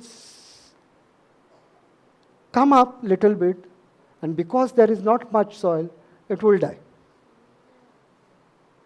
Because see, you require soil. The command is for the soil. The command that God has put is for the soil. If there is not much soil, it is going to die. So it will die. We'll go to the next. And some fell on, the next. I'm not going too much into this because I want to go into the spiritual. But when the sun was up, it was scorched, and because it had no root, it withered away. Because it could not have root inside the mud. You require soil, for the roots to go inside. Not much roots. There is no soil. The roots cannot penetrate. So the roots are on top only. When the sun comes, it withered away. When the sun started beating on it, because of no entry in the soil, it started to die. And this happens in every field. And some fell among the thorns, and the thorns grew up and choked it up, and it yielded no fruit. Now, this side is not much used. This is not much used. This is the pathway. Over here, mostly the thorns. Over here, mostly the thorns because it is not used. So the thorns comes over there. This is the field setting. What I am trying to explain is, this is the field setting. Here, because there is not much movement, you can't walk on this. It is only to identify what is your field and what is the other person's field. So over here, the thorns come. Over here, the thorn comes, and there also there is not much soil because it is hardened. Praise God. Hallelujah. Thank you, Jesus. It grew up, choked it, and it yielded no fruit. Because the thorns are there, the seed that has fallen in between the thorns, it gets choked up when it is coming up. Because it cannot come up, it dies. Because see, if there is no smooth way for the plant to grow, it will die. There is little bit of mud, but that mud is also hard. And the second blockage is that it is not allowed to come on top. so it dies. Praise God. Hallelujah. Thank you, Jesus. Let's go to Mark 4:8. And others fell on good ground and did yield fruit that sprung up and increased and brought forth some 30, some 60, and some 100. Now this is the good ground that we have plowed. We had removed all the weeds. And because you have cleansed it, you have done a good setting, the soil is good, the seed is good. So when the soil and the seed meets, there is a harvest that is going to come. Some 30, some 60, and some 100. Now there are two types of setting in the field. Why I am telling you is just for your information, those who have not gone in the field. One way of farming is, I throw the seed, I've cleansed it, I throw the seed, and I don't mess up with the seed anymore. I allow it to grow. But what I do is, I remove the grass that is coming around it. In Konkani we call nonni. So what we do is, we leave it that way, what we have sown, we leave it that way, but whatever weeds are coming or whatever grass is coming, we remove that. But we don't do it immediately. Once it has sprung up, once it had got quite big, where we can understand what is the weed and what is the seed that we have sown, that time we start removing it. The second is, we don't sow the entire field, we sow this much part of the field, and this is left just like that. Now what we have sown over here, we will remove it, put it in bundles, keep it, and then put it from here to here. Two ways of farming. Two ways of farming is so that we only use this portion, we put the seed over here. Once this seed is come, then we put it into the entire field. Correct? Correct, sister? Sarke? What I am saying is correct. Two ways of farming. So, in this second, not much to be done. The second way. The first is, okay, in the second, what we do is, once we see these fields that we have already plowed and kept, if there is any grass, we just loosen it. We loosen with a spade. We take a spade and we loosen it and make it loose so that the person who is going to plant can plant it very easily. Just put his finger and go on planting. Just put his finger and go on planting. So, second time, the cleansing takes place of that portion that was not planted. So, we loosen the soil. After that, it is left.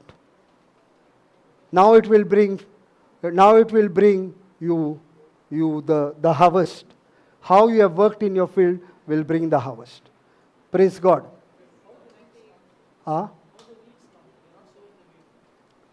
No. What happens is, the weed is there in the field when you have not sown anything.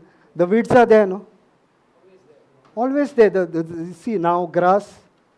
Every year you have to remove the grass from your garden. From where it comes? Pollinization is one process. It flies. Second process, it is there only.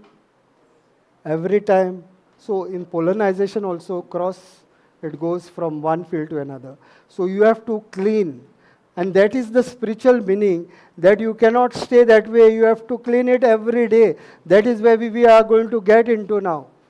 Praise God. Hallelujah. So this is the physical. You all understand what happens in the physical plowing, the sowing of the seed. This is exactly what happens. Those who are farmers, they are two are over here, they understood. This is what happens in the field. you require the soil to be healthy. You cannot just go and sow the seed. Same is in the spiritual, and that is what we are going to learn now. Praise God. Hallelujah. Thank you, Jesus. Mark 4:9, brother. And he said unto them, he that has ears to hear, let him hear. How many of you all have ears? Everyone have ears? Touch your ears. These are physical ears. And God is speaking about your spiritual ears, the ears of the inner man. God is speaking about the ears of the inner man. You see, if He's saying if you have ears, your spiritual ears, you listen to this parable in your spiritual ears, He's not speaking about your physical ears. Because the Word of God is not written to your flesh, the Word of God is written to your soul mind. The Word of God is written to see what is there in your spirit. So God is saying, activate your spiritual ears over here to hear and let Him hear. So when we come to a retreat, my dear brothers and sisters, it is not here, we are not here to hear in our physical ears. Yes, we receive it from our physical ears, but it should go to the second process to hear it from your inner ear. And that is why when we make a prayer, open our spiritual eyes, open our spiritual ears. That is why every time we pray, we say, open our spiritual eyes, open our spiritual ears. Because if we just hear from here, Satan will take it right from here. Right from here only he will take it. So if it goes over here, the Holy Spirit is there to protect you. Praise God. Hallelujah. Thank you, Jesus. Now the purpose of the parable. Now we get to the purpose of the parable. What is the purpose of the parable? And when he was alone, they that were about him with the 12 asked of him the parable. Not only the 12 disciples were with him, those who were wanting to know the spiritual meaning of it, those who wanted to understand, we don't know how many people were there, but all those who wanted to understand when he was alone, they that were about him with the 12. They that were about him with the 12. They may be many, they may be few, I don't know the number exact, but the Word of God is saying that there were people apart from the 12. Asked of him the parable. So they asked to tell them the meaning of the parable. Now let's get to the meaning of the parable. And he said unto them, unto you it is given to know the mystery of the kingdom of God. Now this is the mystery of the kingdom of God. To those who listen with the spiritual ears, to those who are connected with the Holy Spirit, who is going to reveal the truths to you of the gospel. Because the Holy Spirit is the one who is given to us to know the truth. Holy Spirit is the one given to us to have believed, because He's come to keep you away from the sin of unbelief. He has come to give you the believing factor in Jesus. Praise God. Hallelujah. Thank you, Jesus. But unto them, they that are without, all these things are done in parables. If you just come, that your purpose is healing, your purpose is to get something, you will get. God is a good God. God is still going to give you. But the main purpose that you came, you will not get it. See, you will get your healing. God healed whoever came to Him. Whoever came, whether he came with a purpose to find Him, whether he came just for his feeling, whether he came to just feed his stomach, God did not keep Himself away from them.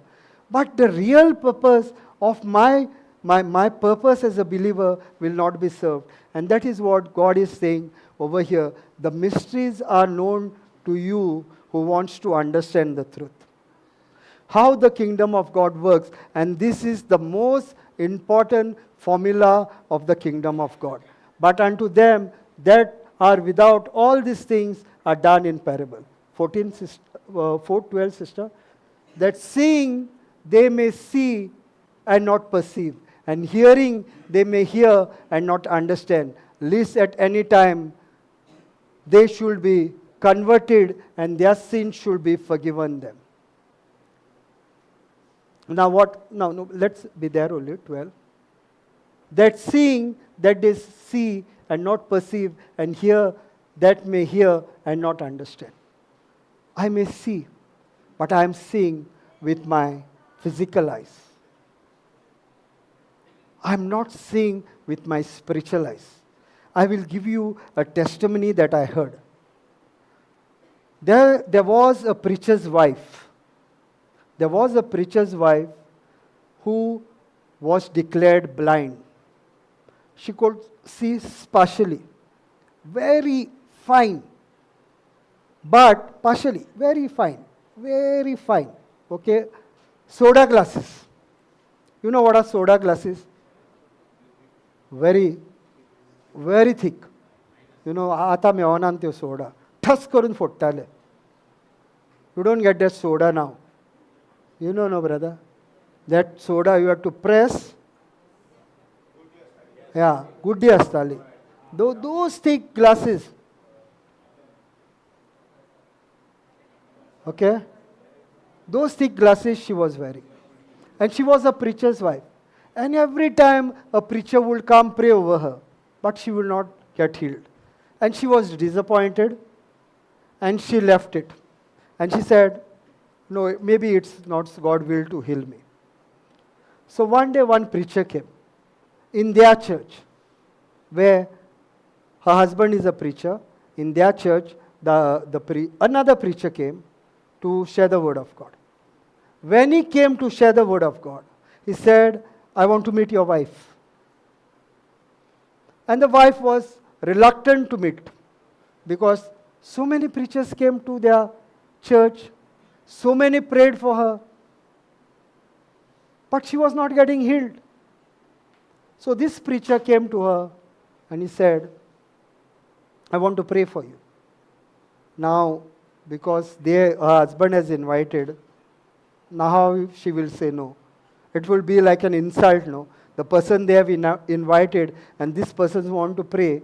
If I say, no, you don't pray for me, although she does not want this preacher to pray for. He said, let me pray for you. And he made a prayer. He made a prayer and he said, open your eyes. And she opened her eyes. And he said, shut your eyes. She got confused. She's saying, you told me to open my eyes. I opened my eyes. He said, I told you to open your eyes. She didn't understand. She closed her eyes again. And then he said, after some time, open your eyes now. Again she opened her eyes. Again she opened her eyes, and the preacher now shouted at her. I said, open your eyes. She got confused. She's not understanding what the preacher is trying to tell her. So as he was telling, he said to the third time, I told you to open your eyes. What I mean by that, you are a preacher's wife. You have to understand that you have to see it from the inside before you see it outside. What he was telling her, to see in your spiritual eyes that you are healed before you see it outside. This is what he was saying. Do not perceive that seeing they may see and not perceive. What he was telling me was, see in your spiritual eyes that you are healed. Believe it from the inside before you see it from the outside. And she told this lady to go in tongues. And the minute you have perceived in your inside that you can see, that is the time you open your eyes. And she started praying in tongues. She activated the Holy Spirit, the gift of the Holy Spirit. She started speaking in tongues. And as she was speaking in tongues, the Holy Spirit said to her, open your eyes, now you can see. And when she opened her eyes, she could see clearly, absolutely clearly. That very minute, the soda glasses went off.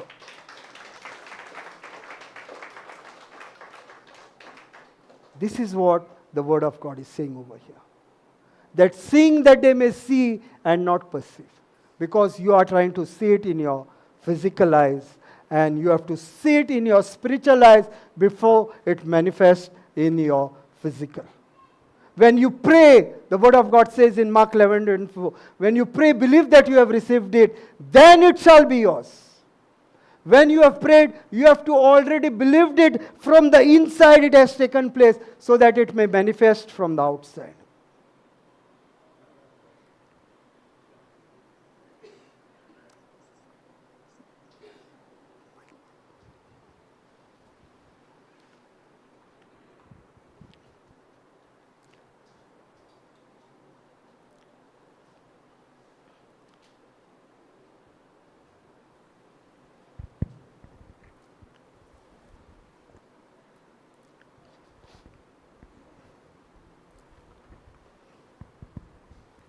Praise the Lord.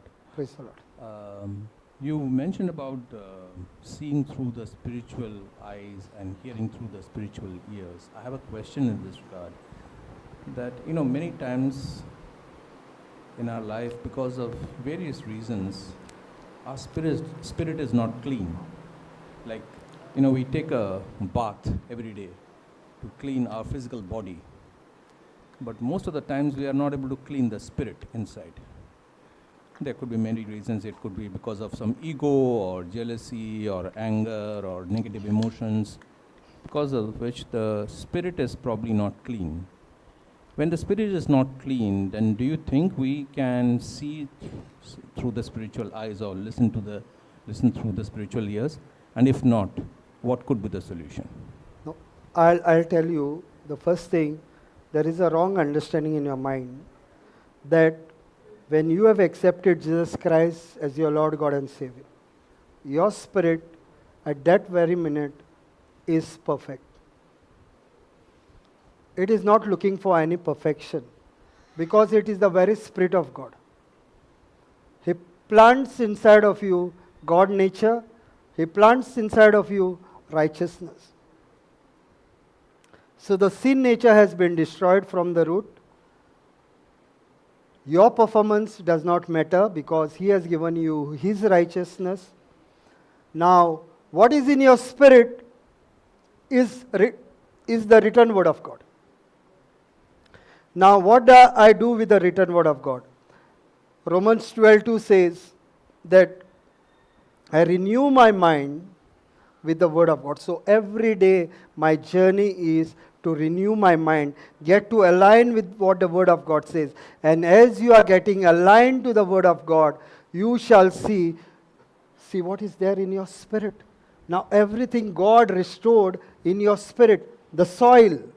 Where did God give the command in Genesis 1? To the soil. In the same way, the command is in your spirit, is to the spirit. The minute you are renewing your mind is the tap. Your mind is the tap. From the soul shall it flow to your mind, and from the mind shall it flow to your body. The minute you have opened your tap, you have come in alignment with the Word of God. Your tap is open, and now your body is going to obey what the Spirit and the soul is saying. All this mind, your spirit was dead. Spiritually dead. Dead means spiritually dead, not dead in that sense. If your spirit is dead, you are gone. Spiritually dead. But the minute you have born again, your spirit is perfected. As Jesus is, so are you in this world. 2 Colossians 9 and 10 says, you are complete in the godlyhood. Not going to be complete, you are complete in the godlyhood. There is nothing that you have to do with your spirit. What is there in your spirit, you can see in the mirror, that is the word of God. James 1:23. 22, 23, 24. You see, when we come out, what we do, the first thing, when you shave, where you go, you shave like this directly, or you go to the mirror. Some people shave. My daddy does not go to the mirror. He will do like this, and he will shave. Some people don't go. But most of the time we use the mirror. I shaved today. I went to the mirror. So I took a aligning action looking at the mirror where my beard is there. I shaved. So I took a direction from the mirror. Mirror is a reflection. I don't know how I look. I believe the mirror. Have you seen yourself without the mirror? Can you see yourself without the mirror? You believe the mirror. Now what the mirror shows you, you believe that you are. In the same way, what the Bible says about you, you believe what the Word of God says about you. What is there in your spirit. Same process is the same. God has not kept it complicated. He has kept it very easy. We are complicating it.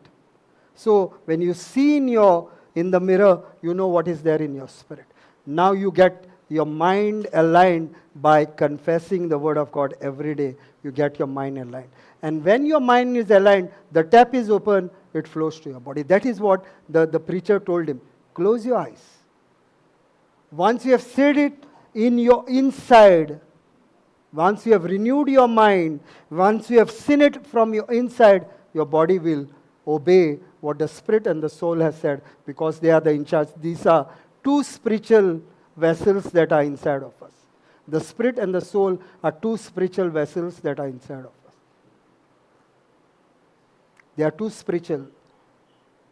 That their body is only physical. But the spirit and the soul is what came from the Lord. They are spiritual vessels. A body is a temporary suit. Praise God. Hallelujah. And hearing they may hear and not understand. Because we try to hear it in our physical ears. Now we have to hear for the first time in our physical ears. Let it enter from here, and then you hear it from the inner man's ears. So let it get into your heart. What you heard, let it get into your heart. That is what the Word of God is saying. Praise God. Hallelujah. Thank you, Jesus. Least any time they should be converted. Least any time they should be converted, and their sin should be forgiven them. The minute you have done this, your sins will be forgiven. Once you try to understand the spiritual, once you make Jesus Christ your Lord, God and Savior, the day you have believed in Jesus, your sins are forgiven. The past, the present, and the future. But that does not give us permission to sin. You can read Romans 6:2 to 7:8, and you will understand what St. Paul is saying about sin. So just because we are forgiven, we are not free to sin and keep on sinning. That should not be our lifestyle. You read Romans 6:2. Please note it down. Read Romans 6:2 and onwards, and St. Paul is saying exactly what we have to do regarding sin. Because I don't want to go over there, because then we will go out of the topic. But I am giving you the scripture where it is written, so that we can stay in the topic. Praise God. Next, 13. 4:13. And he said unto them, know you that this parable, and how then will you know all parables? This is the king of all parables, or the queen of all parables. Otherwise the ladies will feel bad. So for the lady it is the queen, for For the gents, it is the king of all parables. The sower soweth the word. Now we are going into the spiritual. First, what? The sower sows the seed. Now, the word of God is saying, the sower soweth the word. That is the seed. The word is the seed. In other words, Jesus is saying, the sower, whoever it is, let it be me, let it be brother, let it be sister, let it be Brother Jude, or anyone who is going to preach the gospel, Brother Alliston, Sister Jocelyn, whoever is sowing the word, is sowing the seed, that is the word of God. So the word of God is a seed. And what the seed does? It brings like kind of harvest. And these are they by the wayside where the word is sown. But when they have heard, Satan cometh immediately and take away the word that was sown in their hearts. How many of us go to church? Best example is the church. How many of us? Now, one more thing. Before I say this, I am just giving you the example. Don't think that it is I am talking about your performance. So let it not be performance based. I am just saying how we react to a certain situation. So it is not because you did not do this and you did not do this, God is angry with you and God is away from you. I am just giving you an example. So, don't think that a person who is over here has not done it. I was sitting that side many years. When I was listening to the preaching, I was sitting that side, I was doing the same thing. Today I am this side. So I know what happens that side. So I better understand these people. Because I sat many years that side. And many retreats I attended. And nothing went in my heart. I am being very frank. I attended many retreats. Nothing went in my heart. Because I had the hardened heart. This is the hardened soil. So the wayside means the hardened. The hardened, this nice, this we have put over here. The hardened heart. This is the way that we have made. You better walk on this. And then go that side.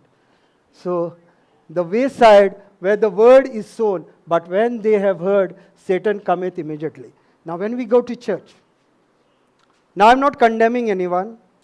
I'm just giving you an example. This is what happens. So I'm not condemning anyone. We have not been given the spirit of condemnation. We are just told to tell that certain things we can put it on the back burner. So when we go to church, we listen to the sermon and we listen to the reading. Correct? Everybody listens? Correct? When you come out of the church, you ask them what was the reading and what was the sermon. How many of us will be able to answer? How many of us will be able to answer? Now I'm asking you a frank question. I'm not condemning anyone. I'm not saying we are wrong. I'm not saying we are right. I'm telling what Jesus is saying over here. How many of us understand the Word of God? How many of us remember what was spoken over there?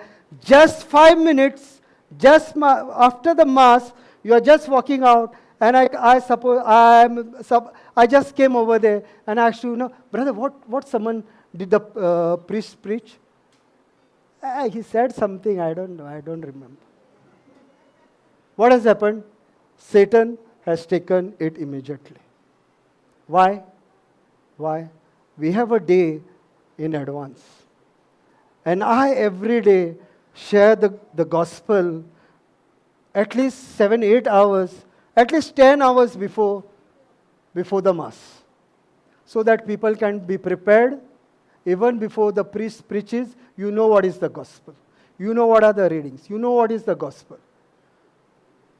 The gospel is the power of salvation. If you, I'm saying I'm not condemning anyone, but I'm saying is we have to be prepared even before we go to church with the gospel.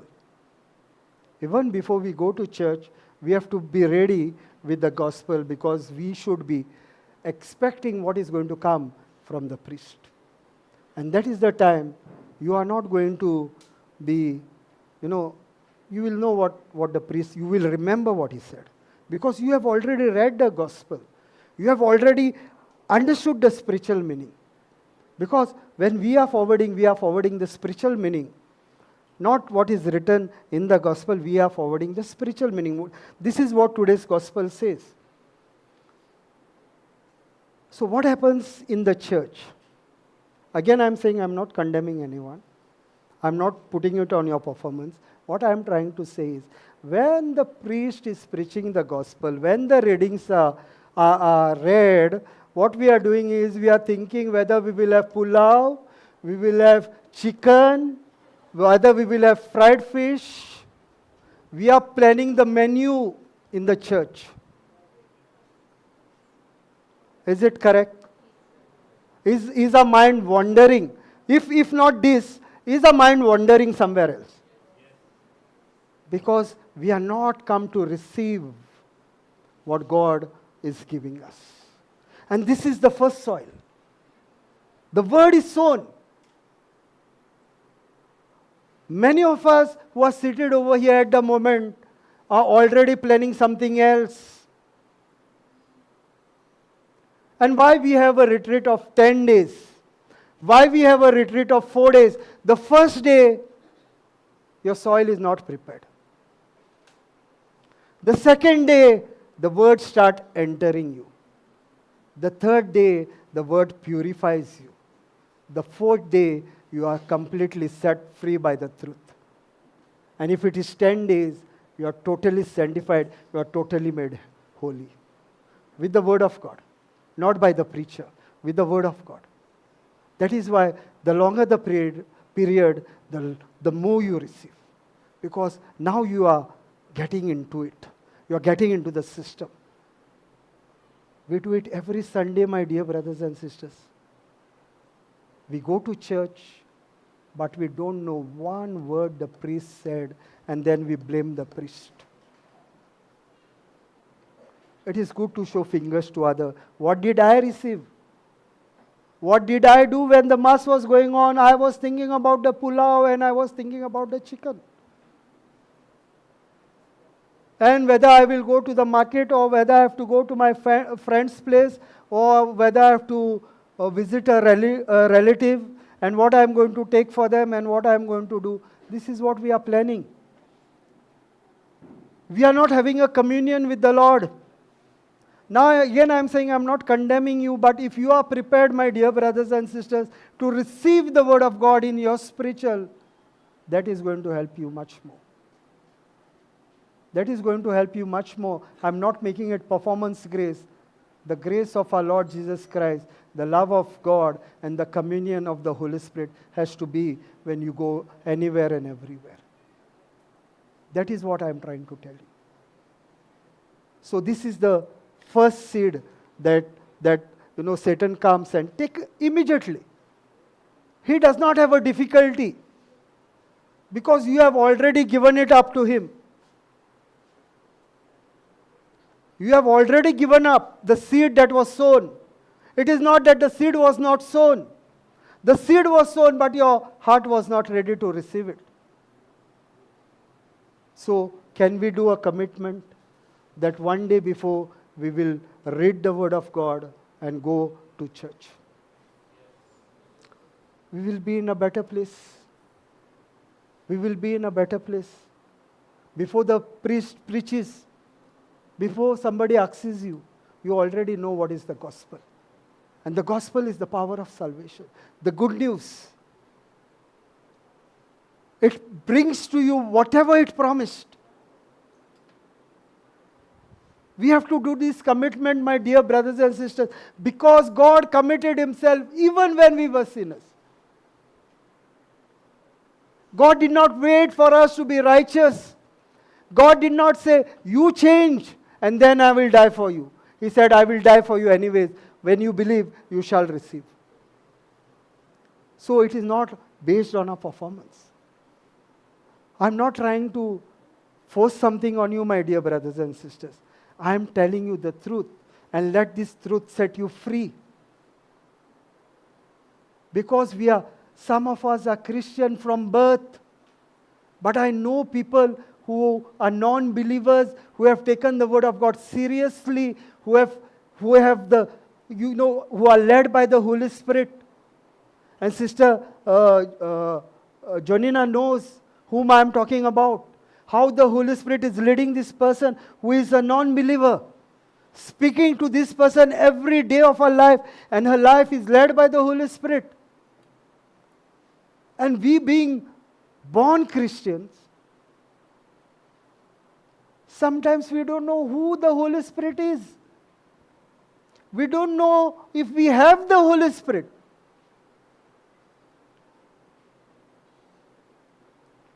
Again, I'm saying I'm not condemning you. I'm just putting the truth in front of you, so that you may know the truth and the truth may set you free. That is what Jesus said. You will know the truth and the truth shall set you free. Praise God. Hallelujah. Let's go to 16. And these are the likewise when are sown on stony ground, who when they have heard the word, immediately receive it with gladness. Now this is what is going to happen to you. Now this crowd. You know, my daughter used to go for youth retreats when she was in the when she was in the youth. Now she is out of the youth. When she was in the youth, she will go for retreats. And when she comes from the retreat, praise the Lord. Hallelujah. Thank you, Jesus. 1 week is gone. Praise the Lord is gone. Thank you, Jesus is gone. Everything is gone. These are we. Now be careful. We are here. We are here. It is not that the word that you have received is for 15 days, 10 days, and another 10 days you go into the world and you praise the Lord. From first day, praise the Lord. Hallelujah. Thank you, Jesus. The second day, it is become, praise the Lord. Hallelujah. Thank you, Jesus. The third day, praise the Lord. Hallelujah. Thank you, Jesus. The fourth day, it is become, praise the Lord. Hallelujah. Thank you, Jesus. And the fifth day, it is become, praise the Lord. Hallelujah. Thank you, Jesus. And the sixth day, it has disappeared from your life. These are we, my dear brothers and sisters. I am talking about me. I am talking about me. I told you I was following Papa, Brother Johnson, from 2007. I used to attend his retreats, but it did not go into my heart. And I don't want it to happen with you, because it happened with me. I don't want it to happen with you. If we have come to receive, let's receive it. And let's hold on to it. It is my choice to hold on to it. And COVID was a blessing. You believe it or you don't believe it. COVID was a blessing to many. Many families. And many families came to the Lord during COVID time. You ask Brother Jude how busy he got during COVID time. Yes. Started in the morning, ended at sometimes at 2 o'clock also. 24, almost 18, 19 hours in a day. 18 to 20 hours. Just 4 hours sleep. Get up again. And start again. Why? Why did JCILM take this step? Big ministries didn't take this step. Why did JCILM take this step? Because that was the need of the hour. The word of God was what was wanted. And that was given. And many, thousands and lakhs of family came to the Word of God. So that is why I'm saying COVID was a blessing. Praise God. Hallelujah. So we should not be this, my dear brothers and sisters. Many of us, we do come for retreats. Thank you for coming, and God bless you all. And I believe that the word you are receiving will remain in your heart always. But my only encouragement to you is, let's not be, thank you, Jesus, praise you, Lord, hallelujah, and every day it is reducing. Every day let it go up every day. Glorifying God, let it continue all the days of your life. We made the mistake, you don't do the mistake. Don't be led by by Satan, the angel of darkness. He was an angel of light. He turned himself into the devil, and Jesus said, "You listen to the prince of this world, the devil." Praise God, hallelujah. Thank you, Jesus. So we understood what is the second soil. What happens in our life? This is the second soil. Then the third soil. And have no root in themselves, and so endured it but a time. Afterwards, when affliction or persecution arise for the word's sake, immediately they are offended. We have received the word. We have received the word. Little bit of, somebody, you fell sick. You fell sick, some affliction came, some problem came in your life, and you don't see the manifestation. You're saying the word of God is not working. The word of God is not working. Somebody said something because you are following Christ. There is some persecution coming in your life because of the word of God. You're already saying, okay, I don't want to get into this.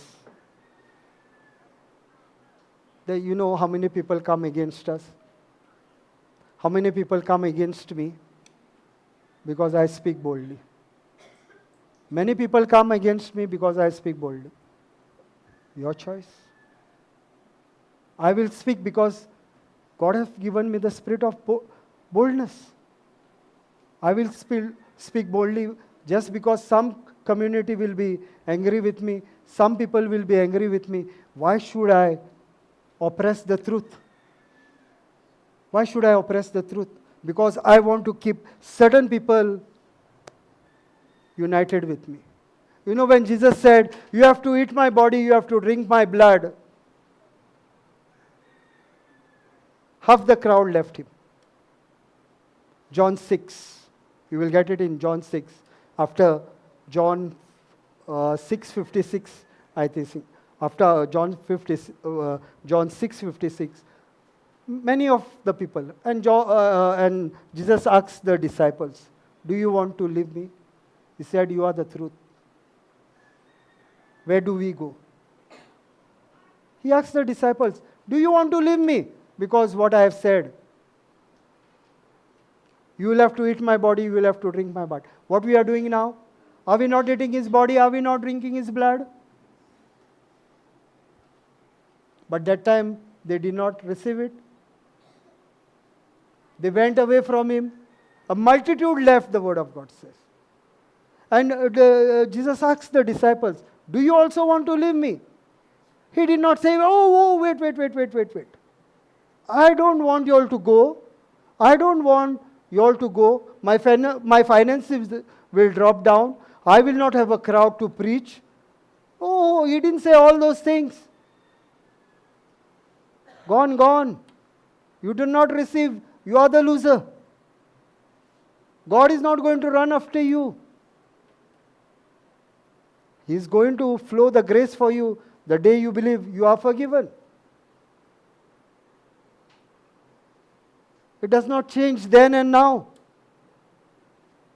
Praise God. Hallelujah. Thank you, Jesus. 18. 4:18. And these are the these are these are they which are sown among thorns, such as hear the word. And the cares of this world, and the deceitfulness of riches, and the lust of other things entering in, choke the word, and be fruitful, unfruitful. And it becometh unfruitful. These are 90% of the Christians. Sorry to say. I'm sorry to say if it hurts you.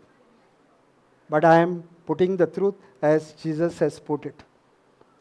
And the cares of this world. Many who were in the Word of God,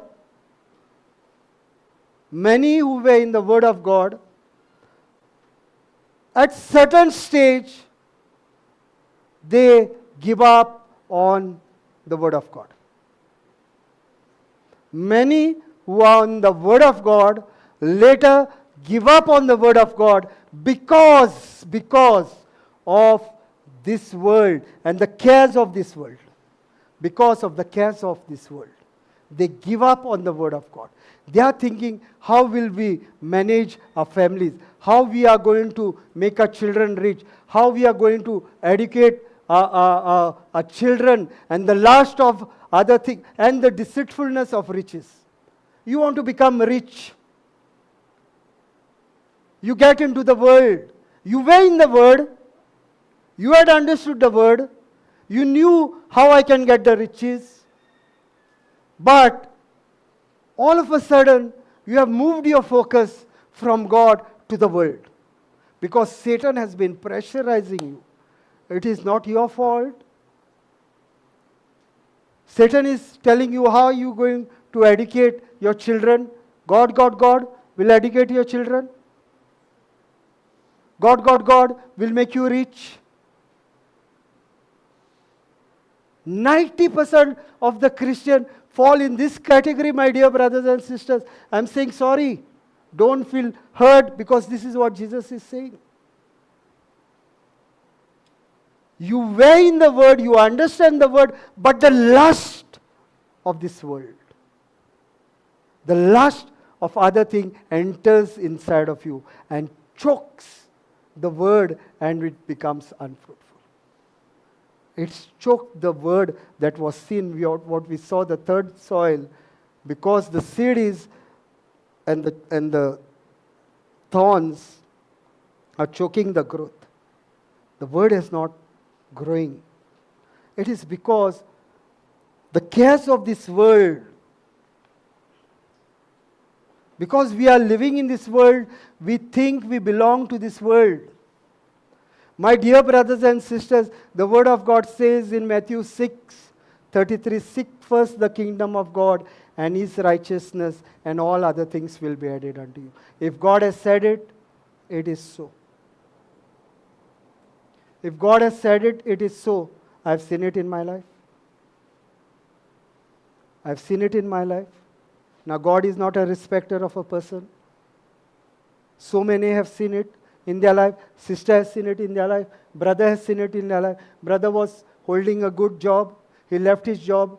He was visiting the foreign countries every month. He had to do a visit. But he left his job. Is he lacking anything now? Brother Jude, I'm talking about Brother Jude. Is he lacking anything now? Because he is aligned to the Word of God. If God has said it, it shall come to pass. I have submitted my voluntary retirement believing in the Word of God. That God is my provider. I know I am in a minus. I am receiving 70,000 salary per month. I will receive only 25 when I take voluntary retirement. Minus 45,000. 3 daughters to get married. I don't have finance. I don't have a big account. Because I live in a today, not thinking about tomorrow. So I don't have a big, but I know my God. He said all other things will be added unto you. I never saw a lack in my family. And my daughter says, my dada is a rich man.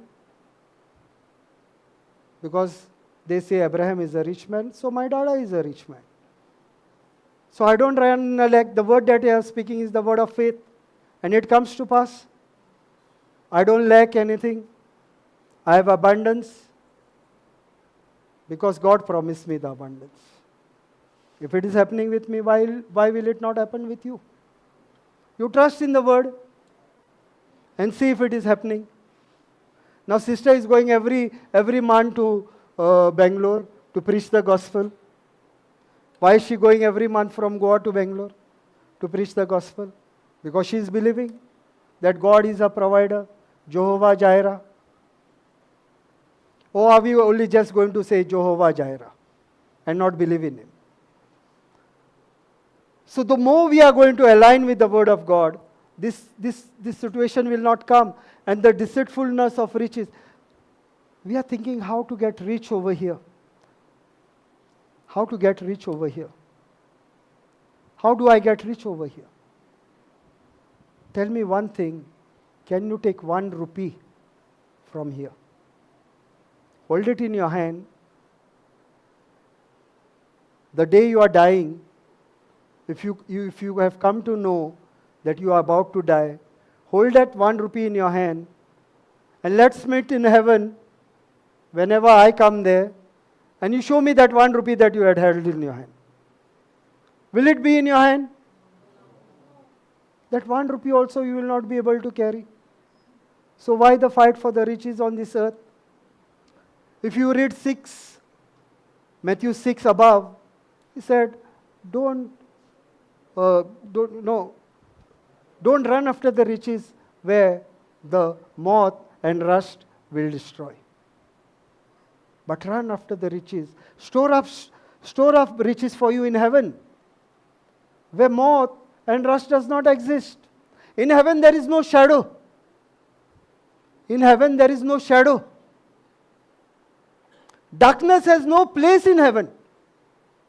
There is no shadow also. There is no place in darkness for in heaven. There is only light.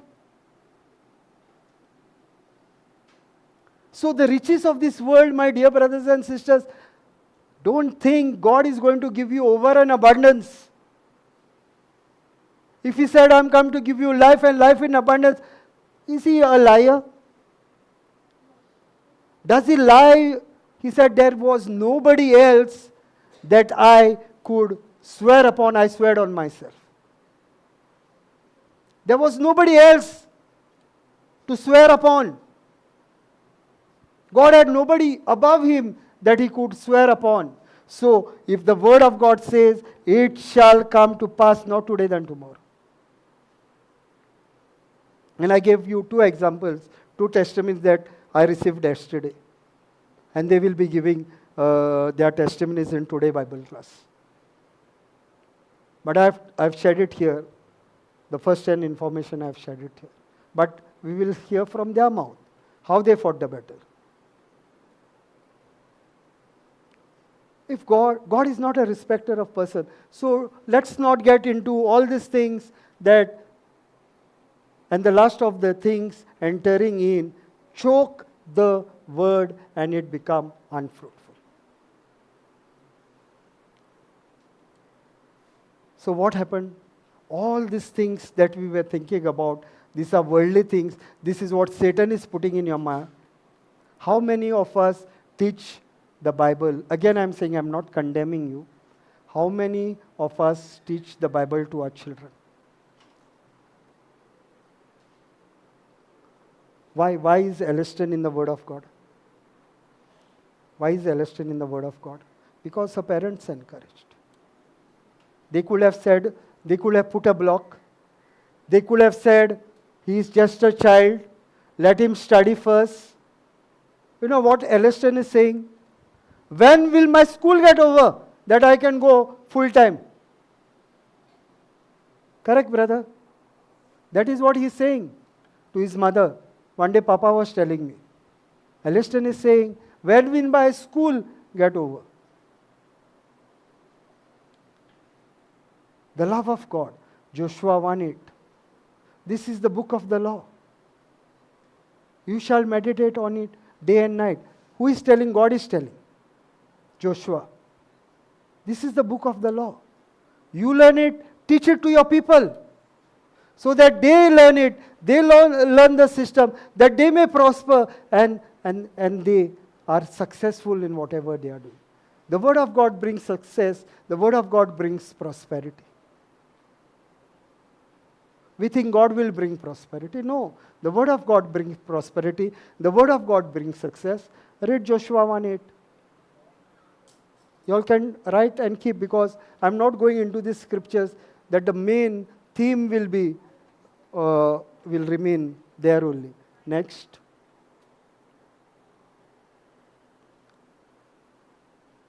And these are they which are sown on good ground, such as hear the word and receive it and bring forth fruit, some 30-fold, some 60, and some 100.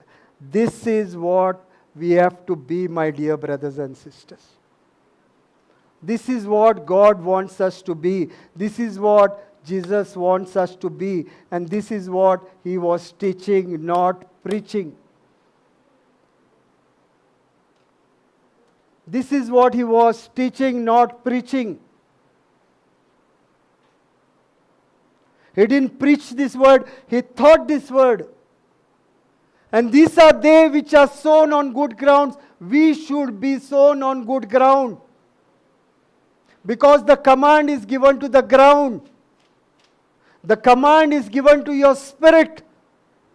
And everything that you require till eternity is there in your spirit when Jesus said, "It is finished." Now you don't have to sweat. You just have to appropriate it by faith, and that faith comes from God and God alone.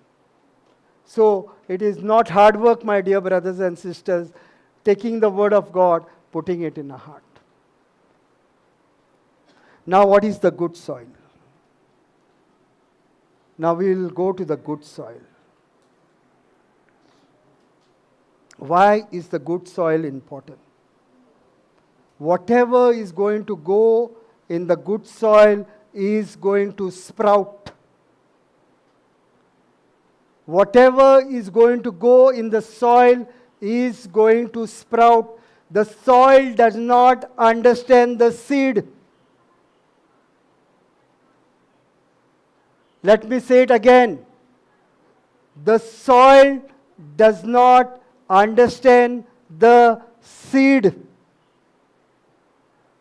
Let me say it again. The soil does not understand the seed. Whatever is going to go in the soil is going to sprout. Whatever is going to go in the man's inner heart, the inner man's heart is going to sprout. So, what am I putting in my heart? Which is the good soil? Am I putting the word of God? Am I putting the word of the world? Both are going to sprout. If I am putting both, both are going to sprout. Now don't say that God's word has to sprout first. No, there is no condition. There is no such condition. Whatever is going to go in the soil is what is going to sprout, because the command is given to the spirit in the natural to the soil. So whatever is going to go in the soil is going to sprout. How much weeds are you putting in the soil? How much the word of God are you putting in the soil? I have given this example many a times. I will give it now over here because this is the first time crowd. Some know me, so some might have heard my teaching. Brother, what is your name? Gilbert. So, Brother Gilbert has a neighbor who is expert in telling lies. He only speaks lies. And every day he comes and tells Brother Gilbert one lie in a day. Every day he tells one lie in a day. Every day he does the same thing. One lie in a day he comes and tells Brother Gilbert. One day what happens is, Brother Gilbert keeps his door open and he sees that his door is open and he speaks the truth. He speaks the truth. Brother Gilbert, your door is open, you have not locked it. You know what Brother Gilbert will say? You know. Just go from here. You have anything else to say but except give lies? And he does not look behind because he knows 99 times he has told me lies. And the first time he spoke the truth. And he's not believing. Because he knows he speaks lies. That is his nature. The nature of Satan. Speaking lies. So he did not accept the nature. So he went. The robber saw the door open, robbed everything, and went. Now, had he spoken the truth? Did he believe it? Because he knew that he tells lies. Now, let me connect this in the spiritual. You all got what I said? You all got what I said? A person who tells lies, can you believe in him? Because all his life, he's telling lies. Whenever he met Brother Gilbert, he's telling him lies. So this time also, he thought it is a lie because that is his nature. He tells lies. Now when you are putting a seed in your soil, that is a lie. Now your soil does not understand that it is a lie. Your soil does not understand that it is a lie. Whatever it receives, it is going to sprout because the command is given to your spirit. So are you listening to the lies of Satan and putting it inside your system? They are going to sprout. And if there are 100 lies you have received in a day from Satan, 100 seeds you have put in your heart, those are the weeds. And one word of God you took and you put in your heart. One word of God. Now it's surrounded by how many lies? 100. And one word of God. Now what will sprout more? Now you are saying I put one word of God, no? But it is surrounded by, so it is obstructed by all the three soils that we saw. So how will the manifestation be? Did Jesus teach us on the wheat and the wheat and the weed? Is there a teaching on the wheat and the weed? That is what happens with us.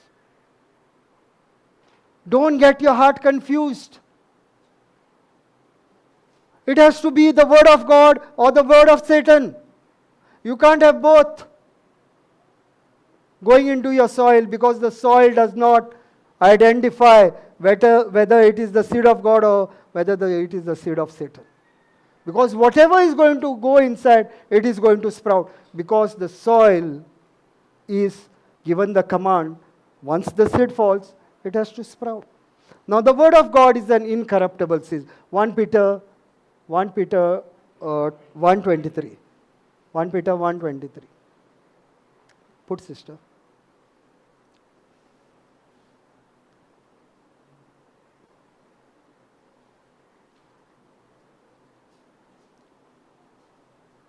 Being born again, not of the corruptible seed, but of the incorruptible seed, by the word of God, which liveth and abideth forever. Now the word of God is an incorruptible seed. It is not corrupted.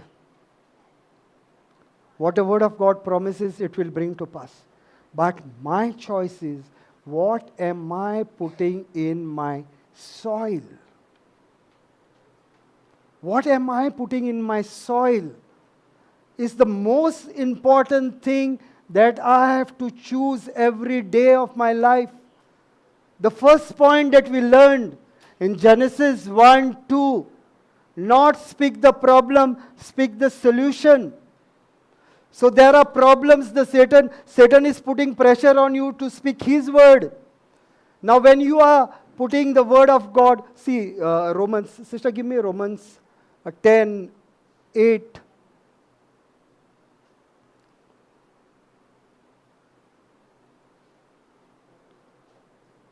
But what, let all of us say, because this is very important. But what said it? The word is nigh thee, even in thy mouth and in thy heart. That is the word of faith which we preach. Okay, now listen. But what said it? The word of God is nigh thee, means it's near me. It's near me. I have the word. It's near me. I have this word. Even in thy mouth. First, where it has to be? Where you eat. Where you eat.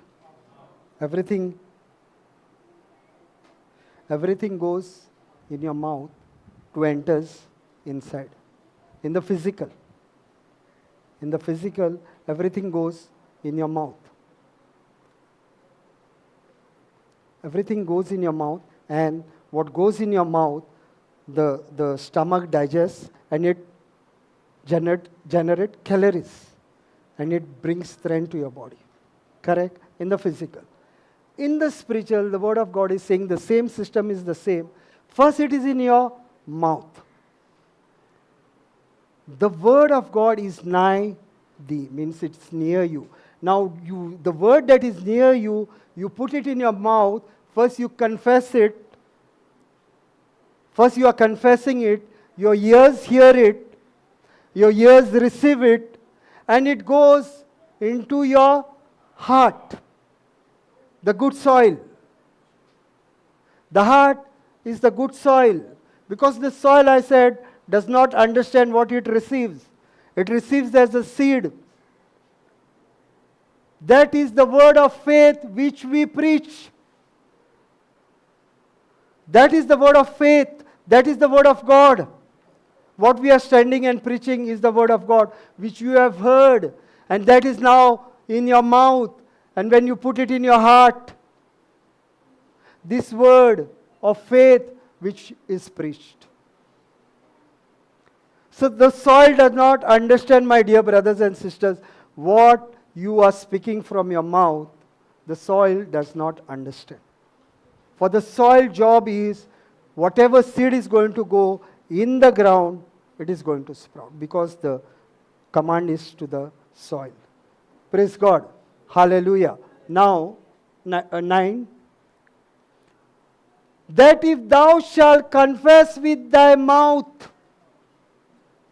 What I have to do? The confession has to come out from the mouth. The Lord Jesus, and has believed in thy heart that God has raised him from the dead, thou shalt be saved. How can we be saved? How can we be saved? By a simple confession. By confessing with thy mouth the Lord Jesus, and shall believe in thy heart.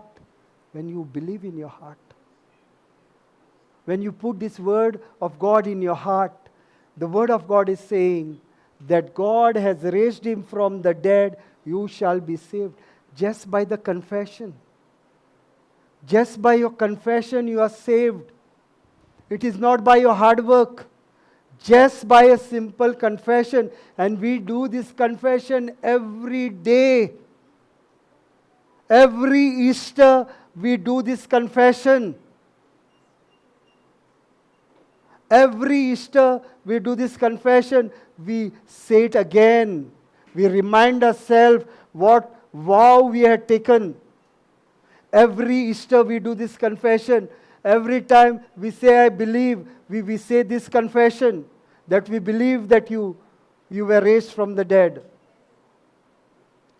You went down to hell. But we say, we went down to hell, and I was preaching at a certain place in a church, and I asked, do you believe that Jesus went in the hell? They said, no. We don't believe Jesus went in the hell. Then I said, what do you confess every day? And then I told them to make the confession. They made the confession and they saw that they were saying that Jesus went down to hell. They saw in the confession that Jesus went down to hell, but they don't want to believe because Jesus, how can Jesus go into hell? If he had not gone into hell, you will have gone into hell. I would have gone into hell. If Jesus had not gone into hell, that was my place. He took my place. If he had not gone into hell, I was destined to go to hell. He cancelled hell for me. Now the hell has been cancelled for every believer. He has made a highway for you to heaven. You don't have to experience hell anymore if you have believed in Jesus. A direct highway for you in heaven. Corinthians 2, 5 and 6 says. You can note the scripture and keep. Corinthians 2, 5 and 6. No, Ephesians 2, 5 and, sorry. Ephesians 2, 5 and 6. Sorry. Ephesians 2, 5 and 6. Why I am not going in the scriptures? Because we will move out of the main point. 10, sister. For with the heart man believeth unto righteousness. With your heart you believe unto righteousness, and the mouth confession is made unto salvation. See, this is the spiritual process. Don't confuse your heart with two words. Words of this world and the word of God. Don't confuse your heart because your heart will get confused.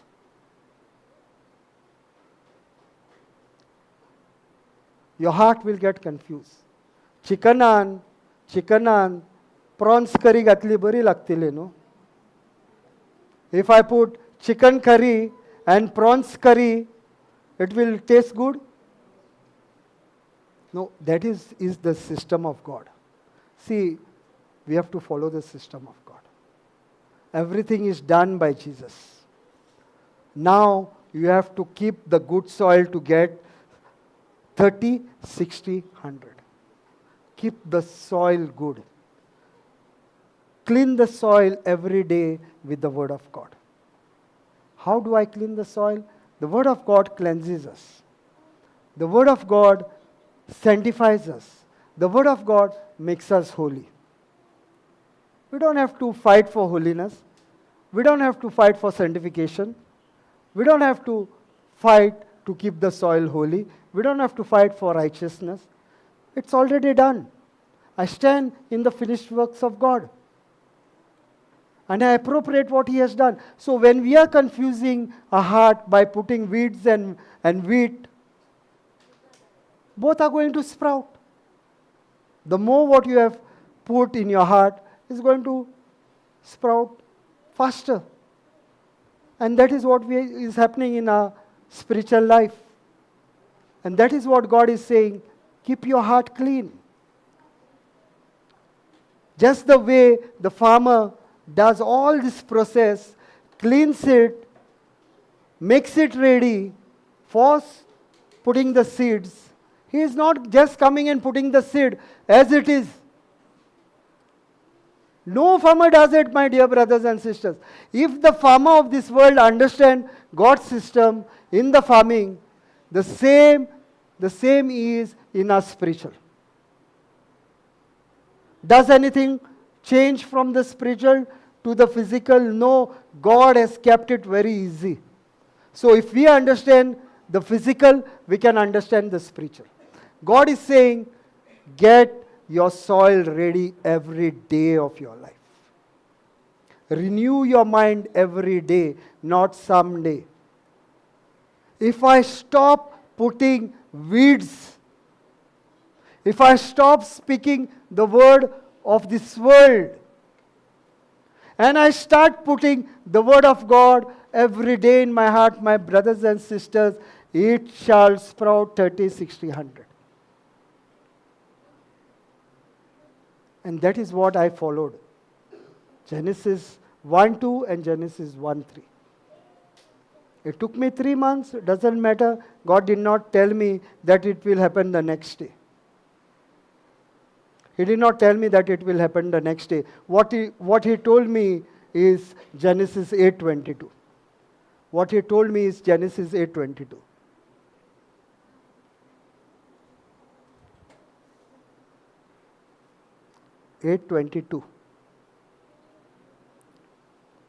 While the earth remaineth, seed time and harvest, and cold and heat, and summer and winter, and day and night shall not cease. This is what he told me. There is seed time, there is seed when you are going to sow the seed, there is a time in between, and there is a harvest. No farmer sows the seed and the next day he goes for a harvest. He waits for 4 months. Now, in June, we had done the farming. In September, everybody got the harvest. Everyone got the harvest. 30, 60, 100. You know, I had given a testimony. Sister will remember, brother will remember, sister and brother Brendan will also remember. I had given a testimony of a bumper harvest that we had last year for a mango tree. Bumper harvest. And my daddy was worried, what we are going to do with these mangoes? Even if we give the neighbors, even if we give to the village people, how much can we give? So my wife was led by the Holy Spirit. She put on a WhatsApp, 500 rupees, Goan Mankurat, the king of mangoes, 500 rupees. And she would put, if you ask for 1 dozen, she would put 1.5 dozen. And give. So 12 they pay, 6 free. Because God has blessed. We didn't tell daddy about it. We sold all these things. And every time there will be a phone call. We have received 16 mangoes. We had asked only 12. No, 6 are from my side as a blessing to you. So they will say, thank you, God bless you. So are we receiving a blessing from every person who is calling us back? Are we following the godly system? See, we are earning also, but we are receiving a blessing also. And daddy was very happy. For the first time in his lifetime, he received money for the mangoes. He was very happy. First time we sold the mangoes. We never had such bumper crop. Next, I had a bumper crop on my mango trees, on my papaya trees. And everybody would come to our house, would see the papaya trees. How many months does the papaya tree give papayas? How many months you think the papaya tree give papayas? You will know. You know, sister, how many months the papayas normally? 6 months. I had preached it when, brother, almost 6-7 months became. I still have a papaya harvest. Still have a papaya harvest and big bumper crop. Same for the papayas. We will remove the papayas and give the neighbors. This time no charge. Free. And that is why the papayas are still there. 1 year has become. Papayas are still there. What I am saying is, when you become a blessing, God is going to bless you. That is His kingdom. The seed will not jump. The soil and the seed, two things are required. Over here, the word of God says, the earth remaineth seed time and harvest. Till the earth remains. The earth requires the seed. It cannot work individually. My confession requires my mouth and my heart. It does not work one way. I have it in my heart, I don't open my mouth, it won't work. Two things, soil and the seed. The mouth and the heart. Two things. It does not work individually. Are you getting God's system? This is the system that can never be broken away. From Genesis to Revelation, it shall remain the same. And this is the only and the most important system that God laid on day one. First He spoke the spiritual word. He brought the spiritual thing to pass. And for the regeneration, He spoke to the earth and the regeneration will happen. For the male and the female, He said multiply and replenish. Command is given. Are we following His command? His principle. Very easy, my dear brothers and sisters. Don't think it is difficult. You only have to appropriate what He has already promised you. It is not based on a performance. Get out of this mentality that I can please God and then God will be moved. God has already moved even before you moved. He moved 2000 years ago. And He's not moving anymore. He's seated at the right hand of the Father, watching over His word.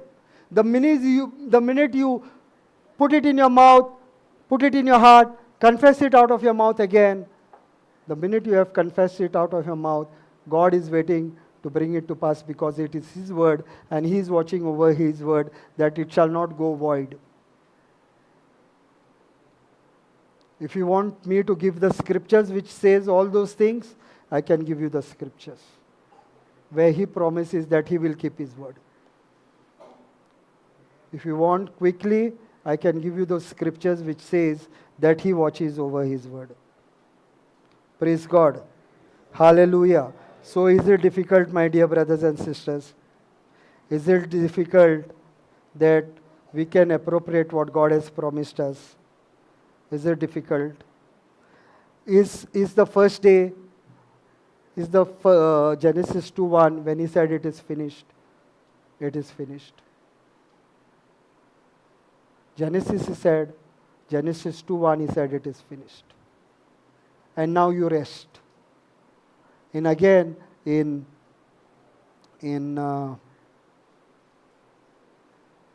John 19:28-30 He said it is finished. Now when He has said it is finished, after that God has not created anything. After Genesis 2:1, God has not created anything. Again in John 19:20 when He's saying it is finished, you don't have to do anything but only rest. Now where is He talking about the rest? Let's go to Hebrews 4:9.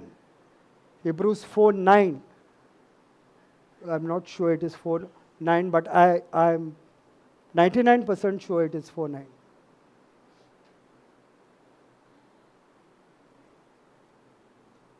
Then remaineth therefore a rest to the people of God. Then remaineth therefore a rest to the people of God. Hebrews 10. For he that is entered into his rest, in Jesus' rest, he also has ceased from his own works as God did from his. God rested when He created the heaven and earth. Over here He is saying, when you rest in His rest from His own works as God did from His. If you go to Hebrews 1, the entire 10 lines, you will understand what God is speaking. So just go on top. It is talking about the, let us therefore fear lest a promise being left us for entering into his rest. Any of you shall seems to come short of it, for unto us was the gospel preached as well as unto them. But the word preached did not profit them, not being mixed with faith in them that heard it. Next. For we which have believed do enter into rest, as he said, as I have sown in my wrath, if they shall enter into my rest, although the work were finished from the foundation of the world. Then, for he spoke in a certain place of the 7th day on this wise, and God did rest the 7th day from all his works. Now, next. And in this place again, if they shall enter into my rest. Now the rest that Jesus is giving you. Seeing therefore it remaineth that some must enter therein, and they to whom it was first preached entered not in because of unbelief. Again, he limited a certain day, saying in David, to day after so long, a time as it is said, today, if you will hear his voice, harden not your hearts. And it continues from there. So I'll go to the 8th so that it completes. For if Jesus had given them rest, then would he not afterwards have spoken of another day? And then I've read the next 9 and 10 I've already read.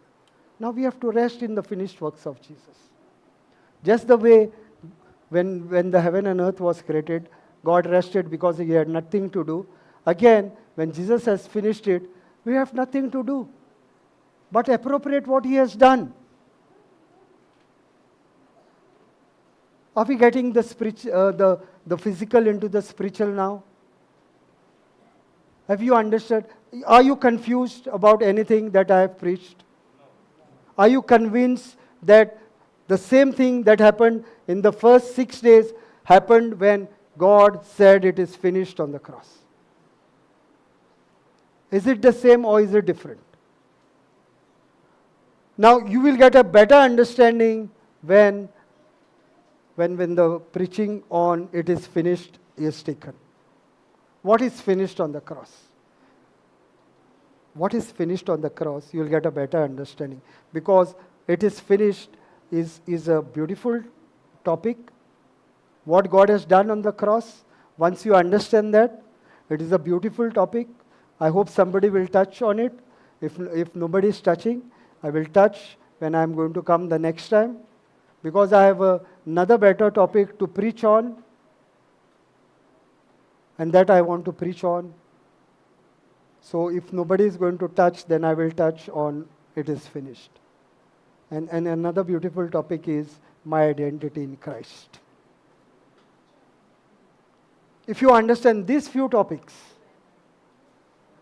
who am I in Christ? My identity in Christ. So once you understand this, then you are completely set free. Because you know who you are in Christ. What Christ has done for you on the cross. What he has already kept for you. Because we don't know, we are not able to appropriate. Hosea 4:6 says, my people are defeated for lack of knowledge. Because we don't have the knowledge of the word of God, we are lacking. John 17:3 says, knowing God is eternal life. How do I know my God is through the word of God? Because we have not seen him. How will I know somebody whom I have not seen? It's by through the word.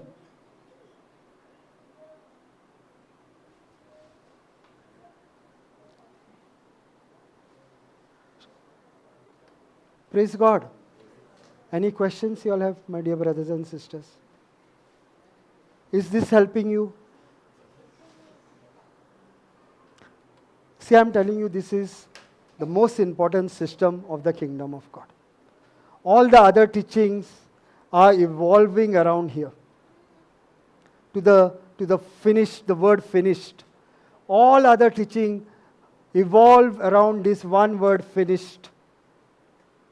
If you really believe in 6 days that God created heaven and earth, and He has not done anything more in these 6 days, when Jesus has said it is finished on the cross, He is not doing anything more, my dear brothers and sisters.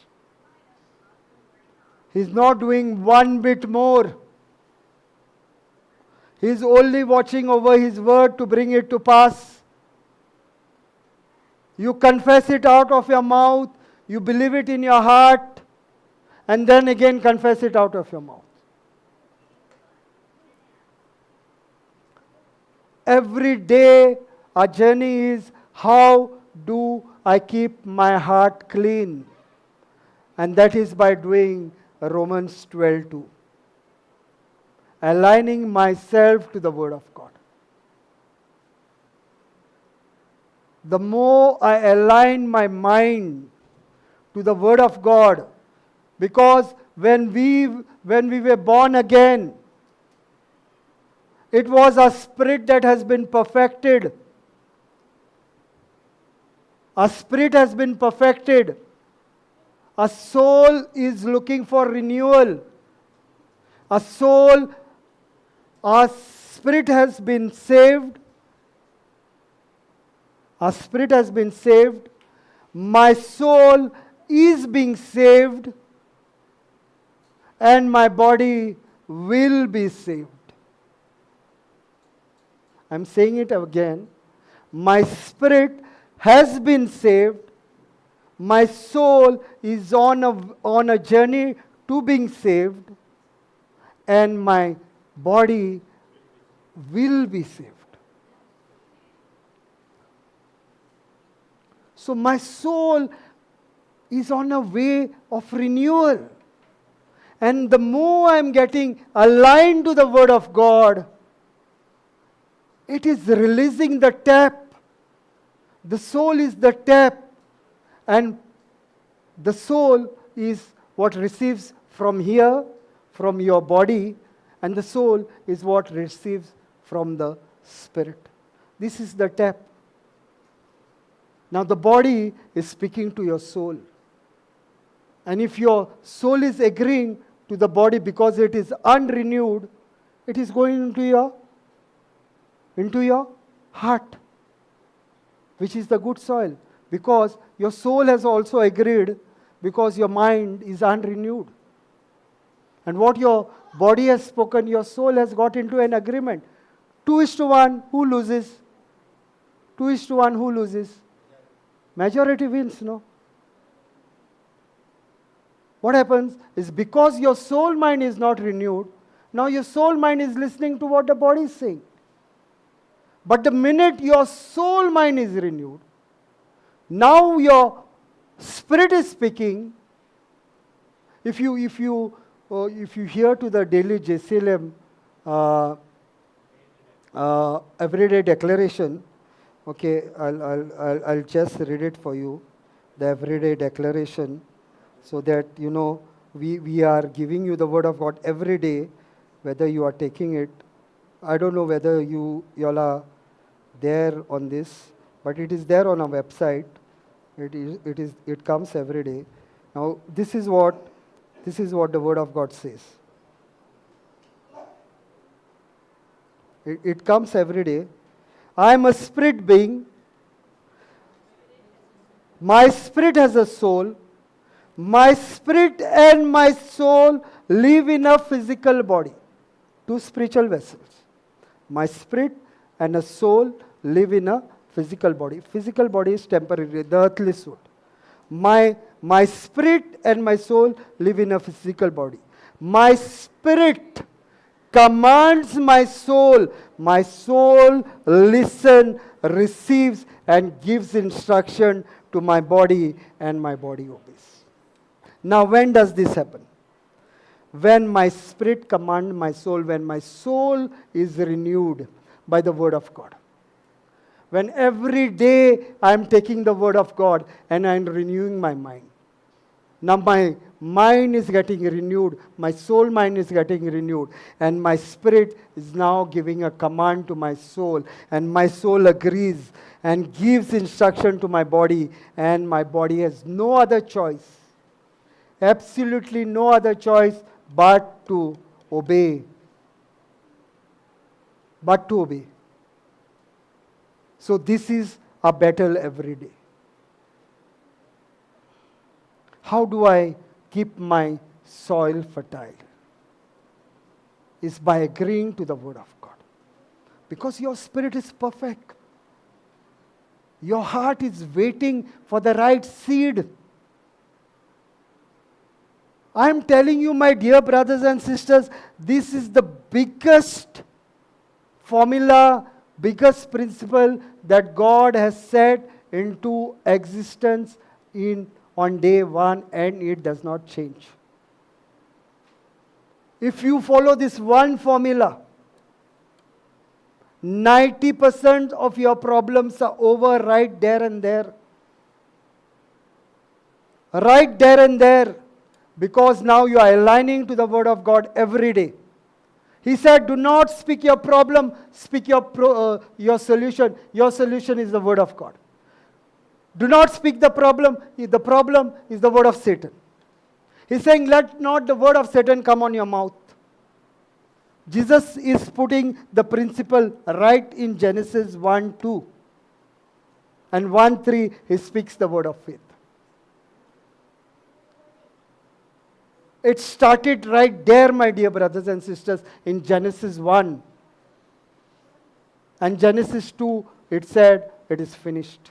Complete, not doing anything more. Till today, he has not done anything more. The command that he gave that day, the command remains today.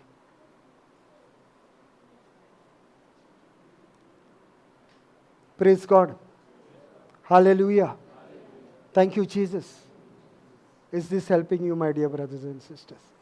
Is it difficult to believe the first day, the 6 days, the cross of Jesus? Is it difficult?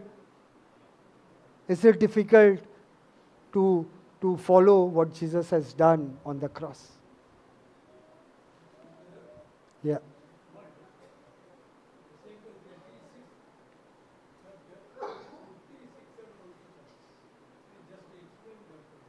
Brother, what you said? I didn't hear.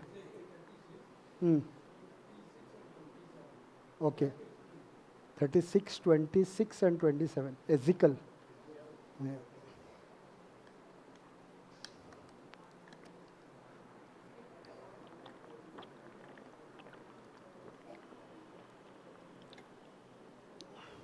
$36, no, brother?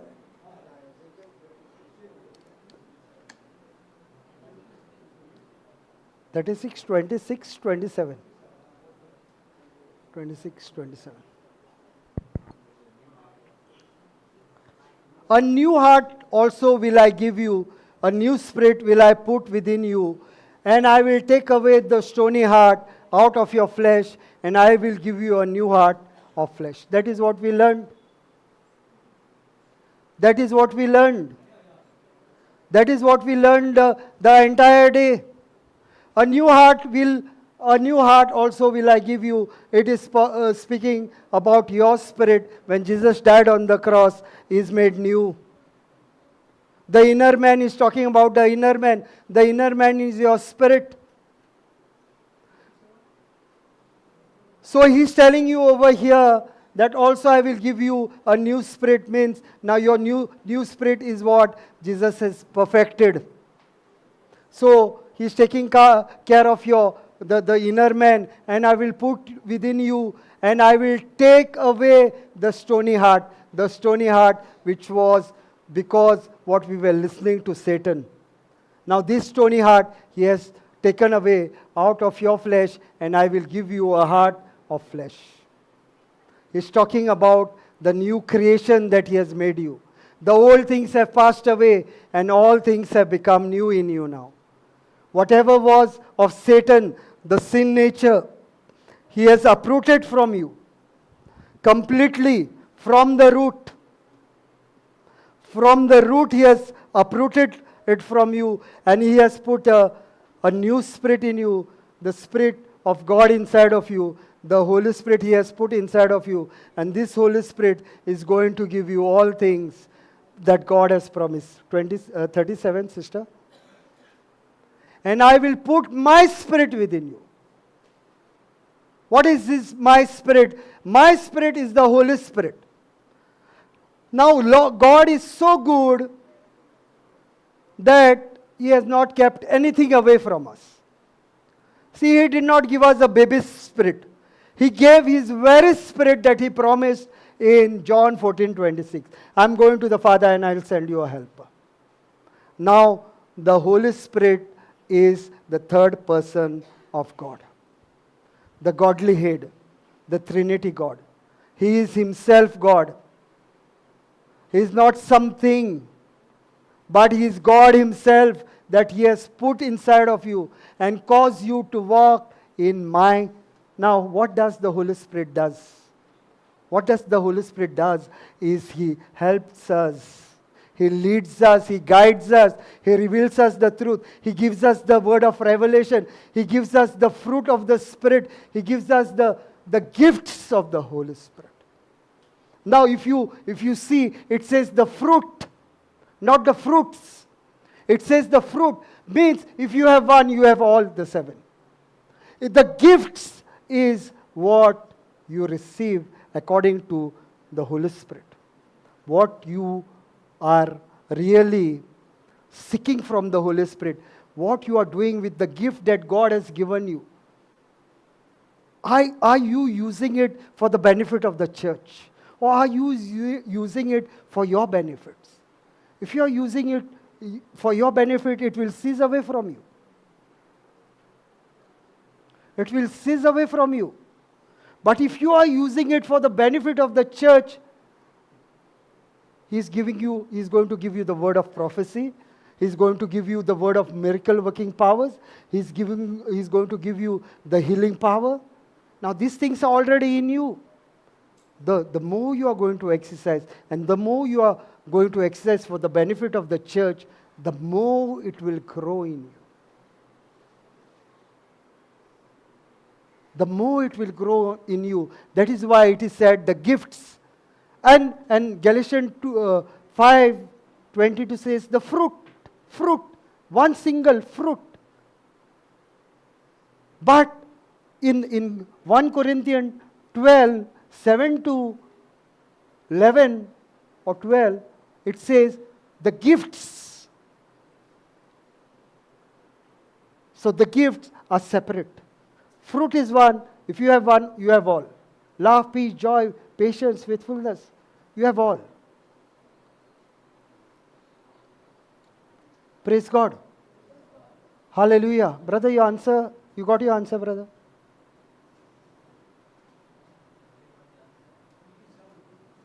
"37" I explained.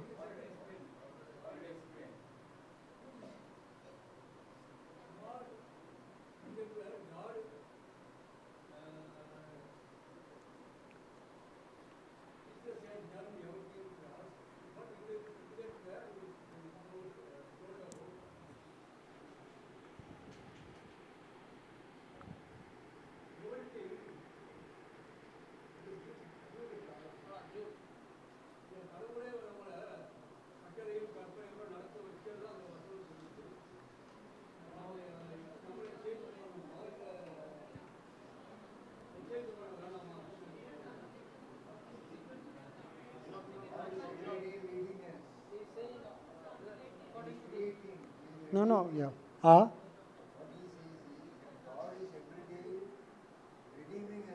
Yes. Yes.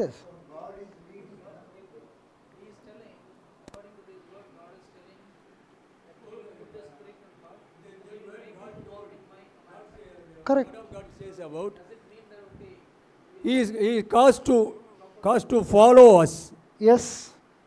He only follow his degrees, and he care to keep His commandments. It's told that word it says like that. Yes. So what we have to do? There is no part two we do.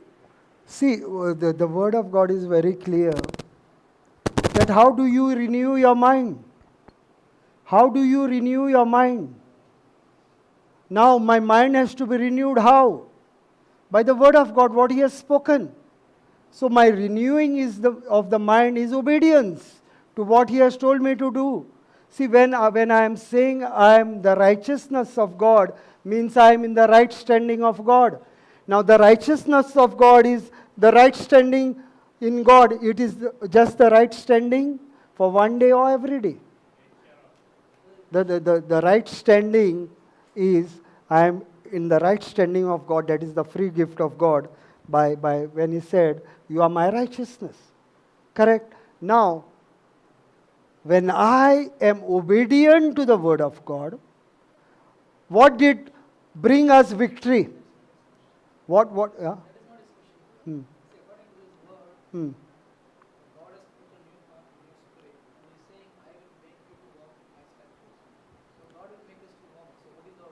Yes, that is what is the Holy Spirit all about, no? He is telling you the truth, He is guiding you into the truth, He is revealing you the truth, He is telling you to...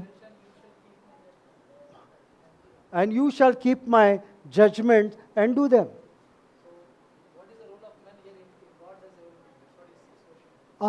What does man do? Leave his word. What does man do? I don't have to do anything, just leave his word. I renew my mind. That means I'm aligning myself to the word of God. That means I'm living the word of God. See, it is why are we focusing on the word of God? It's to keep the word of God. What did Jesus do that brought us back to God the Father? Is His obedience. Now what we say we are followers of Christ, that means we have to obey the word of God. Obedience is what gets you into the right standing of God. See, my job as a believer is to live obedient life. My job as a believer is to live by love. My job as a believer is to live by humility. 3 things. I said it when I preached last. 3 things that we have to do is obedience, love, and humility. The more you humble, God will exalt you. The more you love, your love will be seen by people and they will know that you belong to God because God is love. And third is obedience. Obedience is what brings you to God. Everything comes in the obedience. Now, just because God has given us everything on a platter does not mean we live in sin. That is what I told you. You have to do Romans 6:2 to understand what God is saying. See, obedience is what is required. Obedience is the word of God. We have to obey the word of God. Now, my job is not to just, God has done everything, I will do nothing. No, that is not, absolutely not the thing. You have to be obey. How do you renew your mind? What is the process of renewing your mind? The process of renewing your mind is the word of God. It clearly says over there, renew your mind with the word of God. Align yourself with the word of God. Now what do you mean by align yourself to the word of God? Means agree with the word of God. Once you agree with the word of God, you obey to the word of God.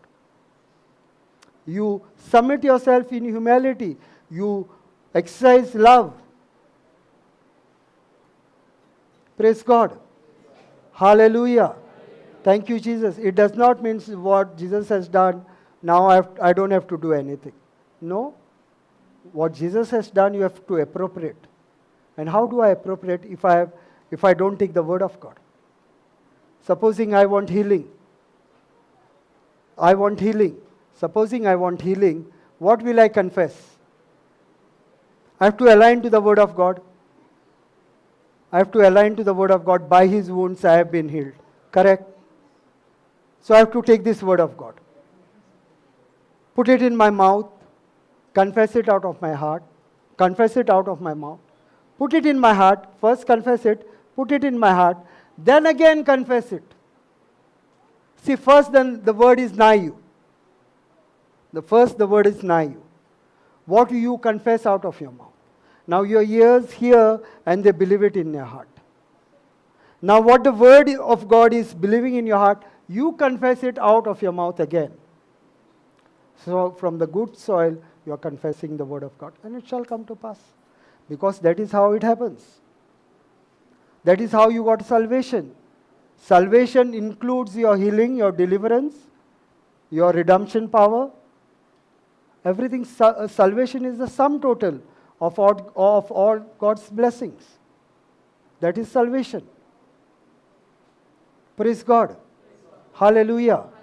Thank you, Jesus. Yes, brother.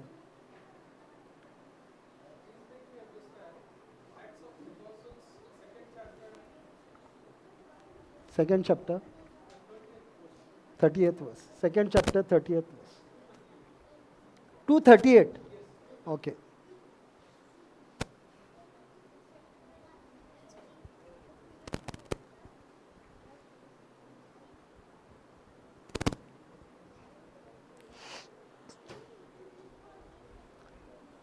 And then Peter said, brother explained no, yesterday you were not there. And then Peter said unto them, repent and be baptized, every one of you, in the name of Jesus Christ, for the remission of the sin, and you shall receive the gift of the Holy Spirit. Now here I find a criteria for the gift of Spirit. I need to be baptized. Of course. Yeah. So Of now course. Here it's mentioning in the name of Jesus. Then Peter said unto them, repent and be baptized, every one of you, in the name of Jesus Christ, for the remission of sins. See what it says. You are just holding on to the word of Jesus over here. But there is another scripture. You shall baptize in the name of the Father, the Son, and the Holy Spirit. Yeah, my next question was that only. Yeah. So are these two verses same? No. Here you are not seeing what it is saying. Jesus Christ for the remission of sins. Shall we put on the words Matthew 28 chapter and 18 to 20 verse? Matthew 18. 28 chapter. Matthew 28.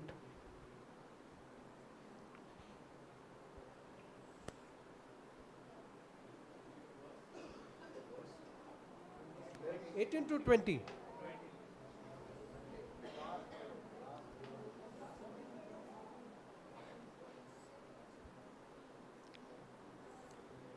Go you therefore and teach all nations, baptize them in the name of the Father and the Son and of the Holy Ghost. It is talking about the Trinity head. Because they are all three, always they are one. See, even in the creation they were one. Whatever they do, they are one. They are never separated from their plans. They are never separated. Even when Jesus was baptized, the Holy Spirit came down. Here it says, go then and make disciples of all the nations, baptizing them into the name of the Father and of the Son and of the Holy Spirit. Yes. Now here it says the name of the Father, the name of the Son, and the name of the Holy Spirit. Here what it is saying, baptize. Yeah. Over there, repent. See, if you take one word, and if you are not understanding the scripture, you are taking a certain piece. It is not going to work that way. Here it is saying, go therefore, teach all nations, baptizing them in the name of the Father and of the Son and of the Holy Spirit. Here it is not talking about the sin. Over there it is talking about the sin. Repent.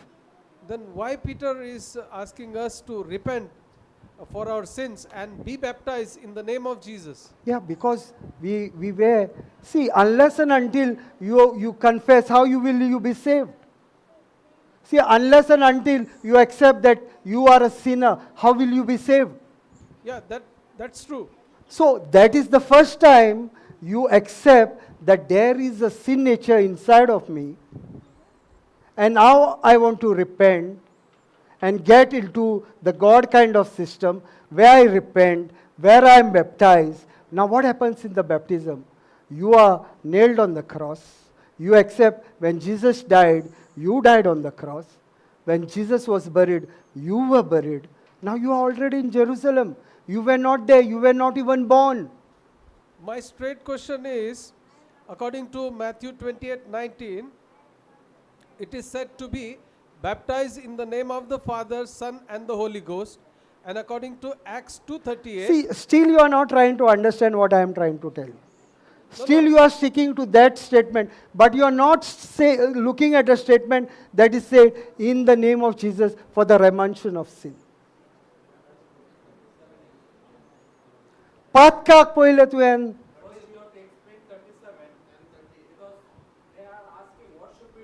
Yeah. Yeah, that is what it is, no? See, they are asking Peter, what we have to do to be forgiven. What we have to do to be forgiven. Now Peter is saying you have to seek for forgiveness for your sin. For the sin nature you had, now God is giving you His nature. You ask forgiveness, and there it is. Because what Jesus said on the cross, forgive them, Father, for they do not know what they are doing. He has given the forgiveness on the cross. Now, but I have to appropriate by faith. How do I appropriate by faith? When I confess for the first time that I am a sinner and I require repentance. And I am nailing my sins, which you have taken on the cross. I'm through with this word. Yeah. My question is, here in Matthew 28:19, be baptized in the name of the Father, Son, and the Holy Ghost. And there, Acts 2:38, Peter says. But who is saying this? Yeah, who is saying this? Yeah, that's my question. Who is saying this? Who is saying this? You tell me. No, Jesus, it is in the red. Yes, Jesus is talking to his disciples. Jesus is saying to the disciples, Yes. go therefore. Yeah.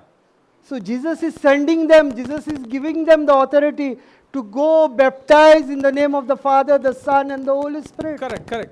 Then, Jesus is giving them the authority. yes. Now Jesus is sending them. Jesus is giving them authority, and Jesus is asking them to baptize. Yes. In the name of the Father, Son, and the Holy Ghost. Okay, we'll go to, what brother said is correct. We'll go to Acts 2:37, so that your confusion is cleared. See, you are reading, that is what happens with us. You know what is Bible? Bible was never written in paragraph, and in scriptures and in verses. It was written as a letter. For the understanding of the people, it is now put in paragraph, in verses, and in scripture. You see, if you read the entire thing, then only you will understand. If you take the scripture in between, you will not understand. Now here Peter, in 41, Now when they heard this, they were pricked in their heart and said unto Peter and to the rest of the apostles, men and brethren, what shall we do? And that is the answer. in 41 verse, therefore those who accepted and welcomed his message, Peter's message, were baptized, and they were added that day about 3,000 souls. Yes, correct. Because they believed what Peter said. They sought for forgiveness, they asked for repentance, and they were baptized. Were they baptized in the name of the Father, Son, Of and the course. Holy Ghost? Of course. Then why Peter has to say for the remission, for repentance? Brother, my humble request to you is, you believe 37 or you read the entire Acts from 2 the entire, and then you will understand the meaning. Beyond that, I can't give you explanation because you are trying to, in your mind you are trying to, find a logic in this word. In your mind you are trying to find a logic in this word, and the word does not change according to your logic. No, I did not understand Matthew No. 28. What now it should not be a problem because it is very clear over here. Because they asked a question, Peter gave an answer. Because they asked a question, Peter gave them an answer. That first you have to seek for the forgiveness of sin. You can't go and baptize anyone who has not accepted Jesus Christ as the Lord, God and Savior. That is the criteria. I agree with this. Then how can you baptize somebody? Now somebody's come over here. I'll tell him, I'll catch him, and I will pour water on him, and I will put him down in the water. And when he comes, he's a new creation. No. First, he has to accept that he is a sinner. First, he has to accept Jesus Christ as the Lord God and Savior. I'm through with that. My question is, when Jesus is speaking to the disciples, that is what I'm saying. If you just take one line, you will not, because you are picking up from the middle. See, you are picking up from the middle, not understanding the above and the beneath. my direct question is, when Jesus is asking his disciples to baptize them in the name of the Father, Son, and the Holy Ghost, then why Peter is baptizing these 3,000 souls in the name of Jesus? How do you know? Sir, the verse is here. No, it does not say. It says, it does not say that you are calculating. It does not say that he baptized in the name of, he said repent. Just 38, he said repent. To be See, baptized, first you have first criteria is to repent. And Yes, I know, but even the process remains the same. The process remains the same. See, then Peter said unto them, repent. First you have to repent. First thing, you have to repent. You have to accept Jesus Christ as your Lord, God and Savior. And be baptized, every one of you, in the name of Jesus Christ for the remission of sin. First, you have to accept Jesus Christ and you have to accept that you have a sin nature. And you shall receive the gift of the Holy Spirit. Sir, my question is, in Matthew 28, when Jesus was speaking to his disciples, Peter was there.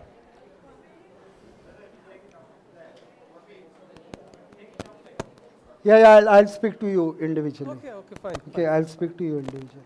Because the break time has happened. Praise God. Hallelujah. Thank you, Jesus. Any more questions? Okay, we will do a prayer, and God is going to heal you from every disease, whatever problems you are having in life, whatever mountains of your life, God is going to completely restore you. Praise God. Hallelujah. Thank you, Jesus. Let's stand for 1 minute.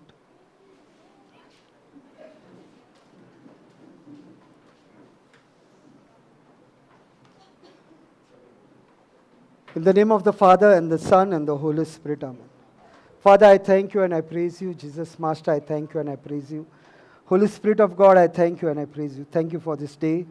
Thank you for the gift of life. Thank you for every spiritual blessing you have blessed us with. Thank you for the gift of the Holy Spirit. Thank you, Father, it is time for your word to manifest. Thank you, Father, for your goodness, for your mercy endures forever. Thank you, Jesus, your grace flows for every day of our life. And we are appropriating it by faith now, that whatever you have promised, we can receive by speaking the word of faith. Lord, I speak to every person who is having migraine headaches, every person who are having tumors in their brains, any blockages in their brains. Lord, your word says you had a crown of thorns on your head, and you were bleeding to the wounds that you received through these thorns. And we identify ourselves in these thorns, Lord. That when you went through this pain, you had all these people who are going through this infirmity of the migraine headache, the tumors in the head, and any other sickness that is relating to the head. You have already paid the price. By this wound, Lord, I declare and I decree they are completely healed, they are completely made whole in Jesus' name. Lord, I am speaking to all those who are having issues with their eyes. Lord, you said, receive sight, and they receive sight. Lord, I speak the same word of faith. All those who are having issues with their sight, in the name of Jesus, receive your sight in Jesus' name. Complete. Your retina is made perfect. Your eyeball is made perfect. Your blood supply in your eyes made perfect in Jesus' name. Lord, I am speaking to all those who cannot hear properly, or they are hearing partially, or they are deaf in the ears. Lord, right now I speak the word of faith. You said, dumb spirit, come out in the name of Jesus. Lord, I am speaking to every dumb spirit, come out in the name of Jesus. You have no legal right in their body. They are set free right now in Jesus' name. And I declare and I decree they can hear perfectly in Jesus' name. Lord, I speak to every person who is having issues with sinus or with any infection in the mouth. I'm speaking the word of faith that Jesus has nailed it all on the cross. Jesus was wounded in every part of his body. Your word says in Isaiah 52:14, he could not be recognized as man. Thank you, Jesus. Thank you, Jesus, that everyone who is suffering from sinus problems are set free. Every problem that having issues with smelling is set free in Jesus' name. Every issue with the nose, any infirmity with the nose, they are set free in Jesus' name. All those who have problem with their swallowing or issues with the mouth, they are set free in Jesus' name. Anyone who is having problem with their neck, Lord, your neck was tilted on the other side when you carried the cross, because the cross of our sin was heavy. And you suffered it all, Lord, so that we may have a perfect life. You carried the sin on that cross. And when your neck was tilted, you thought about us, Lord. And you healed us in our neck area completely in Jesus' name. I speak the word of faith, Lord. They are completely set free from all the neck problems in Jesus' name. Lord, I'm speaking to their spine. I'm speaking to their vertebra. I'm speaking to the pelvic bone. I'm speaking to the tailbone in the name of Jesus. Be aligned right now. Be to the perfection that God had created. Take perfect alignment right now. Move to the right place. Right now, take the proper shape that God had put inside of you. Be aligned right now. Move every bone that has gone out of alignment. Move to the perfect alignment that God had created. Every bone, I'm speaking to you right now in the name of Jesus. You vertebra, be aligned. You disc, be aligned. You spinal cord, be aligned. You shoulder bones, be aligned. You hip bone, be aligned. You tailbone, be aligned in the name of Jesus. And I believe right now, all the bones are aligned in Jesus' name. Lord, I'm speaking to the knees. I'm speaking to the ankles. I'm speaking to the wrist. I'm speaking to the elbows. Lord, your word says in Psalms 22:14, all your bones were out of joint so that our bones may be perfect. Lord, I speak your perfection in every bone, Lord. All your bones were out of joint so that our joints may be perfect. I speak perfection in your wrist. I speak perfection in your fingers. I speak perfection in your palm. I speak perfection in your elbows. I speak perfection in your shoulders. I speak perfection in your knees. I speak perfection in your ankles. I speak perfection in your leg fingers. Every bone is to the perfection that God has created, because God has suffered it all. I declare and I decree that every bone is perfect, every ankle is perfect, every knee is perfect, every elbow is perfect, every wrist is perfect, every palm is perfect, in Jesus' name. Lord, I speak to the physical mountains of their life, the financial problem, the physical problem, the relation problems, whatever they are going in their life, Lord, you have restored it all. If you have restored it, if you have restored us to the Father, your word says in John 10:10, you have restored us with life and life of abundance. And we believe, and I declare and I decree, Lord, every relation is restored in Jesus' name. Lord, I declare and I decree every problem in their physical is restored in Jesus' name. Lord, I speak your spiritual blessing upon them, that their heart condition is good, that they are receiving the word of God, confessing out of their mouth, believing in their heart, and confessing out of their mouth. And whatever they have believed, they have received in Jesus' name. Lord, I speak physical blessing in every area of their life, Lord. Every area of their life. They are blessed, they are anointed, they are highly favored. By the wounds of Jesus, they are completely set free. Lord, I speak blessing upon their finances, Lord. Lord, you became poor so that we might become rich. I speak your word of faith, Lord, that their finances are blessed, they are anointed, they are favored, they are healthy, they are wealthy, and they are rich people. In Jesus' name I pray. And all these prayers, Lord, that we have put before you. Lord, your word says, if two agree on earth on anything, it shall be done by my Father in heaven. Lord, we are many people over here, more than 70. We believe that we are coming into agreement that every prayer that we have made, we have already received. We make this prayer in Jesus' mighty name. Amen, amen, and amen. Praise God. Hallelujah. Thank you, Jesus.